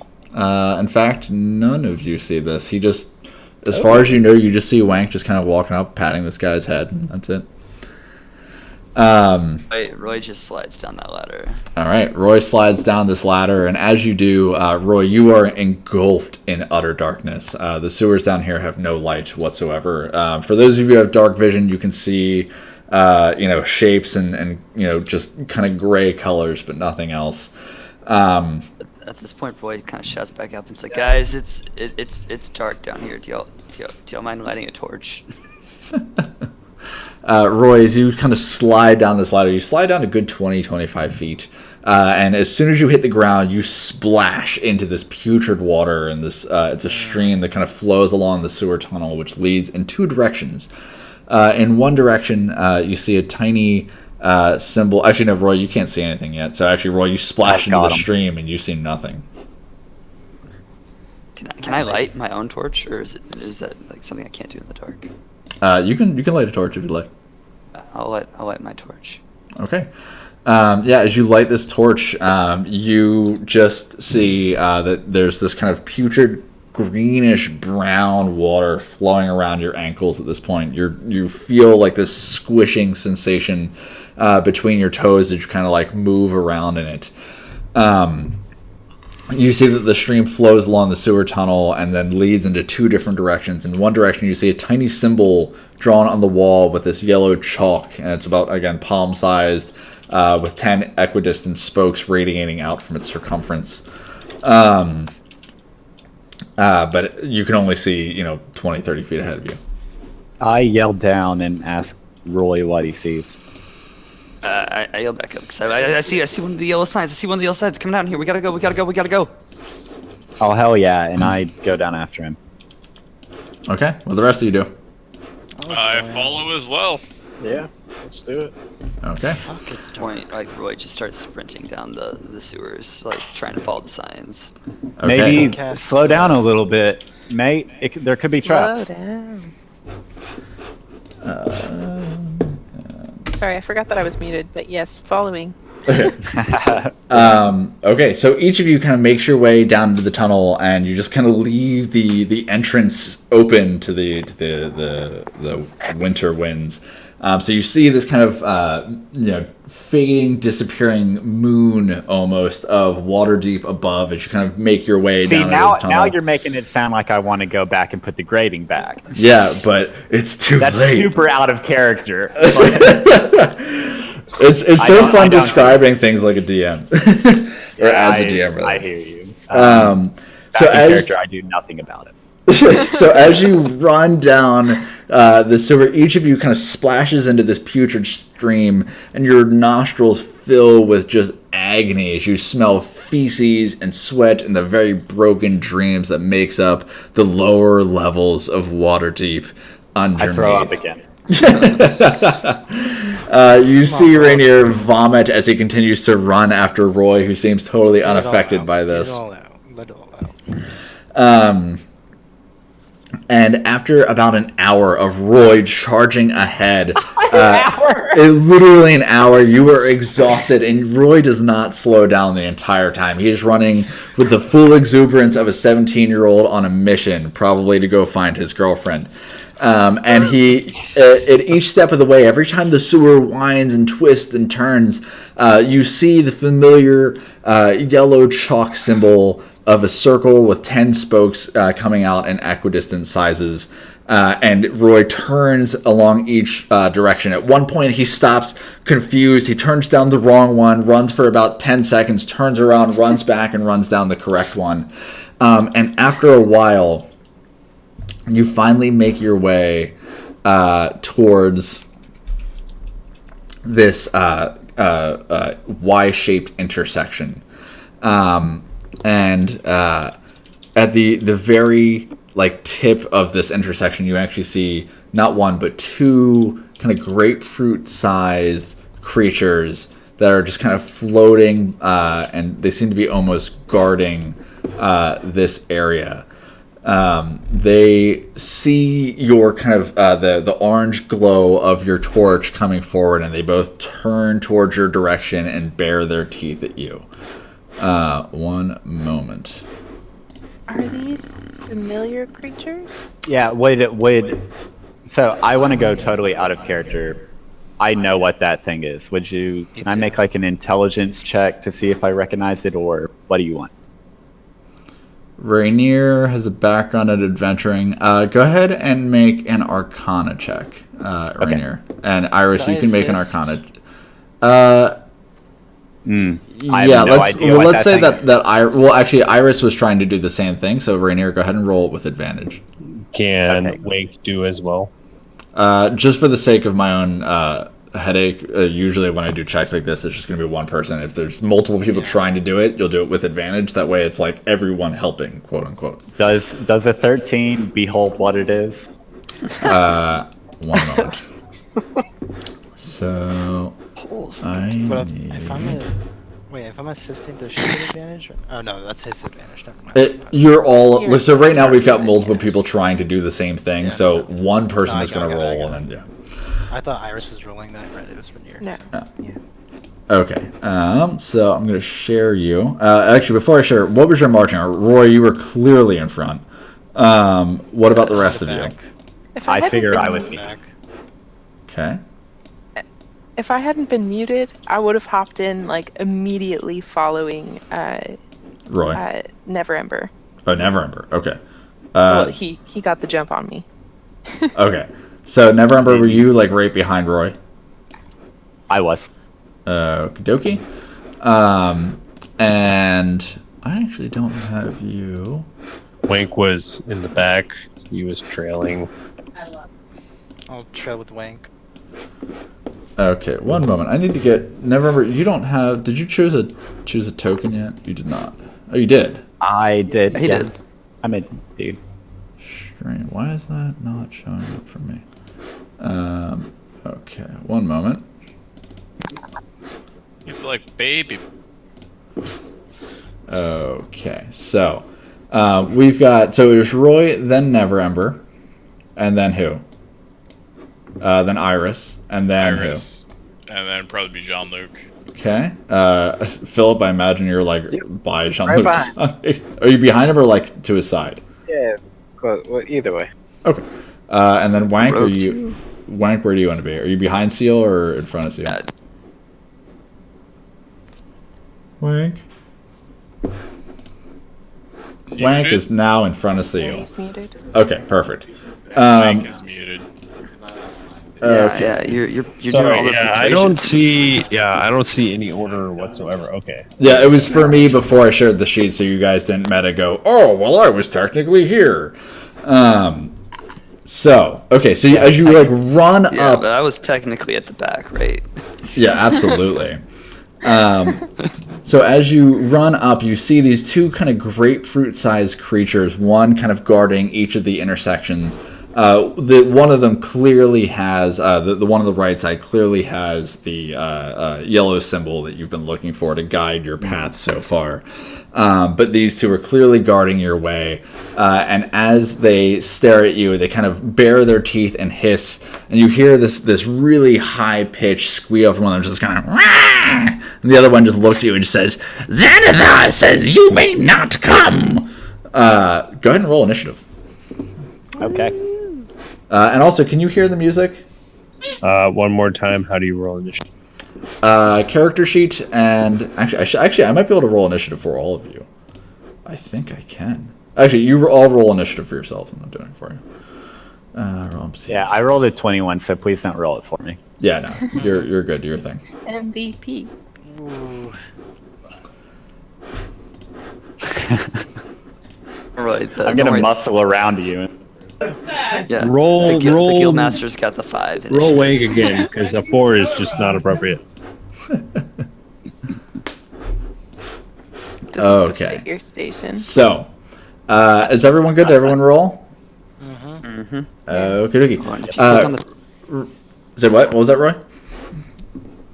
I was talking to Tanner about the game. Oh, gotcha. Okay. So, Rainier, you were the first person to respond, and actually, just so you guys can see, this is what they look like. Yeah. Their game. Doesn't look like anything to me. Yeah. No, no. Yeah, and actually, sorry. So, Rainier, based on your intelligence check, which was a 13, I believe, correct? Yeah. Yeah, you're right. Yeah, you know what these things are, but you don't know a ton about them. You know that they are distantly related to beholders, and you believe that at some point you heard that these are actually the manifestations of a beholder's dream, but you don't know what they're like, what they can do. You don't know what they're strong against.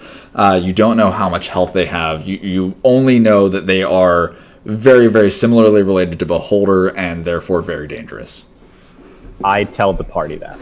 Okay. Excellent. So as he shouts back towards the rest of you, Rainier, it is your turn. What would you like to do?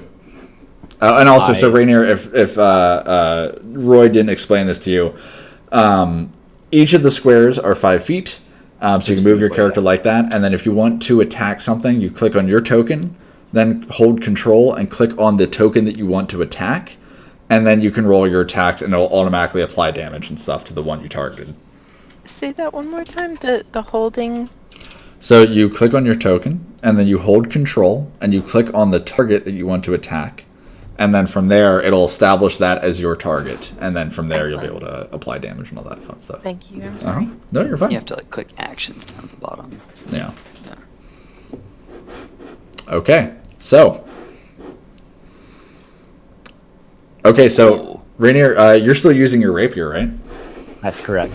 Okay, let me just make sure that your items inventory perfect. Okay, so you pull out your rapier and you run across and you swing at this and you manage to hit it right in the face as your rapier digs into its flesh. You feel it kind of resist for a moment. It seems to have this thick outer hide, but you just jam your rapier into it. You hit it for 11 points of damage, and this is against the gazer. Okay, yeah. So the gazer in front of you screams in pain. It just, and you see this massive explosion of blood just come out from its front side. Is there anything else you'd like to do with your turn? Throw up. No, not really. Not really. All right. Nothing else I'd like to do at my turn. Jean-Luc, it is your turn. What would you like to do? I've done enough. Alright, I am going to fire off my longbow. Okay. Wham. Oh, I whiff.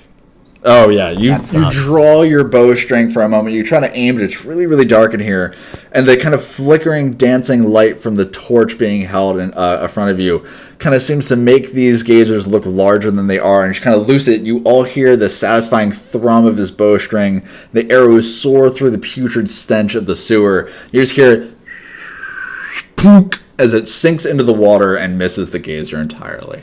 Is there anything else with your turn? That's it. All right. It's the gazer's turn. Oh boy. Okay. So the first gazer looks over at he looks over at you, Rainier, and he casts Dazing Ray. So go ahead and make a Wisdom saving throw for me. How's a 13 look? Okay, it's actually successful. So he looks at you for a second. He says, "Why would you try to harm Xanathar when you can work for us?" And as he says this, you feel this kind of pink cloud of magic just wash over your face. And you can kind of feel yourself go into a slight daze, but you shake yourself out of it. And the gazer immediately recognizes that this has failed entirely. And he looks at you and he says, "You will die with the rest of your friends." And that is going to... actually, he's going to use his bonus action to... He's going to use his bonus action to move here. Yeah, he's going to use his bonus action to move here. And that's going to end... Actually, it's going to be here because we're within 5 feet. And that's going to end his turn. The other gazer looks over at you, Roy, and he is going to cast Frost Ray at you. So you see his eyeballs kind of snap together, and they form this larger kind of eye as they all, as each of the stalks kind of go up towards the center of its head, and they start to form this blue magic circle around them, and this beam of ice shoots directly at your chest. Go ahead and roll a dexterity saving throw for me.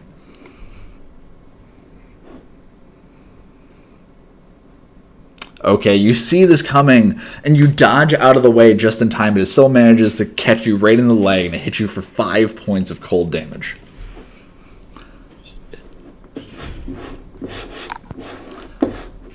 Alright. And he is going to move over towards the side of the wall, making it a little bit hard for not Iris, but for Jean-Luc, Philip, Wank, and Seal to get good line of sight on him without moving. Iris, it is your turn. What would you like to do? She's going to take her action against the Gazer 1 and cast Ray of Frost. Okay. Did you target the... Okay, you did. Perfect. I did. So as you start to form this magical energy in your hands, you loose this beam of frost at it, but it sees it coming and it manages to just kind of dodge out of the way. It shoots right over the shoulder of Rainier next to the Gazer and passes over and just crashes into the wall. You hear this zoom, as it smashes into the wall. You see this frost light up the room for a minute with this brilliant blue light, and then it fades out, doing nothing. I give you like a thumbs up. Like, that was a good idea. I liked it. All right. She waves sorry and just shakes her hands as if to recalibrate them. And then I love it. she will move against the wall. All right. Seal, it is your turn. Turn unconscious. has he even updated with his health yet? Seal and Wank Turner are both... Wait, Seal, why are you so low on health? You all took a long rest. I have 8 total, right? Yeah, but it says you have, like, nothing right now on my screen. I don't know. I keep putting in Dex 8. unconscious. You're putting in wounded Oh, damage. you're putting in damage. Yeah. That where you're putting that's where you put in HP the above it, it damage. says WND. That's wounded. Oh. So I then kept max on is wondering just why I what you saw it kept have? on appearing in the chat where it's kept on saying CL's dying. So how much do you like? Seal go- unconscious. Where do you have like your current hit points? It's your maximum HP. It's the one next to the it says max. It says HP, then a square, then another square, and it says max above the second one. Confusing. Yeah, it's If we're weird. minusing out our hit points, do I just move it from my max down to the amount, or do I plug it into the? You just plug it into the wounded, and it'll subtract it for you. Okay, cool. I You really shouldn't hope I have don't to take because the damage, 'cause combat should be targeting you anyway. Although I forgot to with Roy, so my apologies. Be strong, Rainier. Well- You're our meal ticket. All right, so Seal, what would you like to do? Bet your ass I am. Clearly, one's engaging Rainier. I'll move over here Okay. and then cast Firebolt. It's like, there, have a dose of heat. Yeah. Okay. You're using Firebolt at the one next to Rainier. Mm-hmm. Okay. So make sure you target him. Right. So click on your token, then hold Control, then click the Gazer. Okay. Oh, that's weird. Let me see if I can remove that. Yeah, there you go. Did I just delete you from the character sheet? I think it did. It did. Well, solid. Okay. What was your initiative, Rug? Seal. You were 15. 15.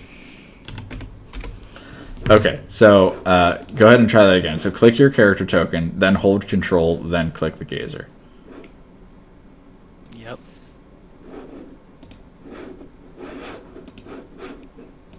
Now what? Okay, that just did it for you. Okay, so now you can roll for spell attack. Mm-hmm. Shit. Okay, so you see this brilliant orange-red energy starting to form in Seal's hands, and it seems to be more powerful than the type of fire that you may have seen in the past. It doesn't seem to be just normal firebolt. It seems like this is coming from innate magical power that really comes from within him himself. And he launches this extreme blast of jettison flame over across the putrid stream and into or attempting to hit into the Gazer, and it passes between two of its eye stalks and just crashes into the water. And as it does so, you can hear the as the flame causes the water to boil around it, and the stench becomes like sulfuric acid, and it burns your nostrils immensely. Philip, it is your turn unless Seal, you want to do anything else. No, that should conclude it. All right, Philip, it's your turn. What would you like to do? Alright, I'm going to target the closest Gazer. Okay. I think that should be inside my range for Magic Missile. Nice. Yep, 30 feet. And you have a spell slot? Yeah, you took a long rest, and you've got... Is Magic Missile a level 1 spell for you? Yes, and Okay. I have 2 spell slots. Perfect. Okay. So what color did you want your missiles to be? What? Yeah, a nice purple color. You see this brilliant I'm for it. purple energy shoot out from Philip's fingertips, and he doesn't even know in which direction he's aiming. He just kind of starts waving his hands around wildly, and he just starts screaming to himself in this almost incomprehensible language. But then you see for a moment this almost intense moment of clarity, and he just kind of calms for a second. You get this incredible animated look to his eyes. You see this like gleam, it's like shing in his eyes, and he gets incredible focus, and he launches his hand right in the direction of the Gazer. This bolt of purple energy launches across the corridor and smashes directly into the eye of the Gazer next to Rainier, and it explodes. Rainier is immediately covered and washed over with purple red blood. Okay. And that Gazer goes down. Philip, anything else with your turn? That'll do it. All right. I kind of I wipe the blood off of my eyes while I go, oh fuck yeah, that was sick. All right, Roy, it's your turn. Great. All right, I'm gonna charge this other thingamabob. And I'm just gonna scream at it, "Where's my egg?" And I'm going to. It screams I'm gonna- back the exact same thing. It says, "Where's my egg?" And I'm going to try to hit it with my maul using the Great Weapons Master feat. Fuck yeah. Okay. Wait, how do you have a feat so far? Oh hell So yeah! I'm a human variant, so I have a Oh, feat. you Oh fucking yeah, I think I douchebag. let you go for that. Yeah. You shouldn't have let him do The that. regrets. But that's The completely regrets. unrelated. Yeah. Never let him play variant human. Yeah. So it, Broken as fuck. shut the fuck Yeah. up. It's happening. It is Every what time. it is. I'll know after I kill off his Minus- character. Jesus fucking Christ. Okay, that's absolutely a hit. Your maul Well, smashes it's a into 19 it. hit, Yeah, it is. so it's gonna be this damage plus 10. Plus Shit. 10? Whoa, hold on. Time out, coach. Did you say plus 10? That's the Great Weapons How? Master key. So No. essentially, I use a weapon that I'm proficient with, and I lose a -5 on the attack roll. And if it hits, I get Oh, a plus right, 10 right, damage. right, That's Oh right, my yeah. God. That's for you Okay. boys and girls. Go ahead and roll for damage. Oh my god. Oh my god. How do you want to do it? How does he die? Oh my god. Yeah, so I'm gonna just like charge him with my maul and just slam my hammer through all 4 of his eye stalks at the same time. Then follow it up with just an overhead, crushing him and like crushing down on his head. I him into want to pulp. interrupt to say that Dylan stood up to say Damn right I did. So what you see is Roy running up, and as he does so, he grabs the badge off his chest. He rips it off, slaps it onto the front of his maul, and as he does so, he uses the rest of the momentum to swing into the side of the gazer's eye stalks. The first eye stalk hits the second hits the third, and continues along like a pendulum, each one exploding like a grapefruit under a hammer. And as each one of them explodes, small showers of purple-red blood cover the entire room, and then he turns and arcs it down, driving the rest of the gazer's body down into the ground. The concrete area underneath where it's standing cracks and spiderwebs out and sinks down a good half-foot underneath the weight of his slam, and the gazer explodes, washing over Roy, Wank, and Rainier with blood. Yeah, Wank slowly walks up and kind of starts a slow clap. I join in. Sticks her head around the corner and just says, "Adventurers League, motherfuckers." It's the Gallagher. And that That's good. and that is where we will end our session. All right. All right, great game, everybody. As we wrap up, do you guys have any questions about our session or comments? Monster called? That was called a gazer, Gazer. Looks like a. Is it like a baby beholder or something? Yeah. Kind of, yeah. It's Sounds created from the dreams of a beholder, Really based on what okay. Rainier has Familiar told you. last in the one shot. So I know they die easy. I balanced the encounter using the encounter calculator that I'd been using. It was very balanced. Yeah, clearly. And it was like, oh yeah, like 2 of these things will be like, easy to medium, and 3 of them will be deadly. And now I'm like, fuck that. They could have fucking handled like 5 of them. Like, Yeah, honestly, dude, like CR it's not great. It's not No. very fair. It always weighs things heavily towards the players. yeah, for sure. And but I feel like 'cause every time I try to balance it, not including CR to like a higher level, so it's more challenging, I end up killing somebody. So I'm like, god damn it. Yeah, and see, like that's like, I mean, if the session is over, we can just Yeah, whatever. session's over. As a DM, normally I would start fudging shit around that point that you're killing people because you accidentally made it too hard. But I understand with this software that might be a little more difficult. Yeah, a little bit. It's easier when you're Yeah. playing like pen and paper because it's so much easier to just fudge things as you go. Yeah, you can just lie. Yeah, exactly. Oh, his HP just dropped by half. Yeah, exactly. It's really hard to do when you're playing online because everything is like at your fingertips. Also, Eva, I think you had the quote of the game. It's a bunch of man children. Yep. Yeah, that was great. Yeah. Basically it. Yeah. I think everyone did Yes, really very well. much. I don't know what would have caused that reaction. This is probably just like sprinting down into the sewers still. He's gone. Oh, actually, wait. Let me finish up. So, yeah. So for anyone who watches the stream after the fact, this is where we're gonna call it quits.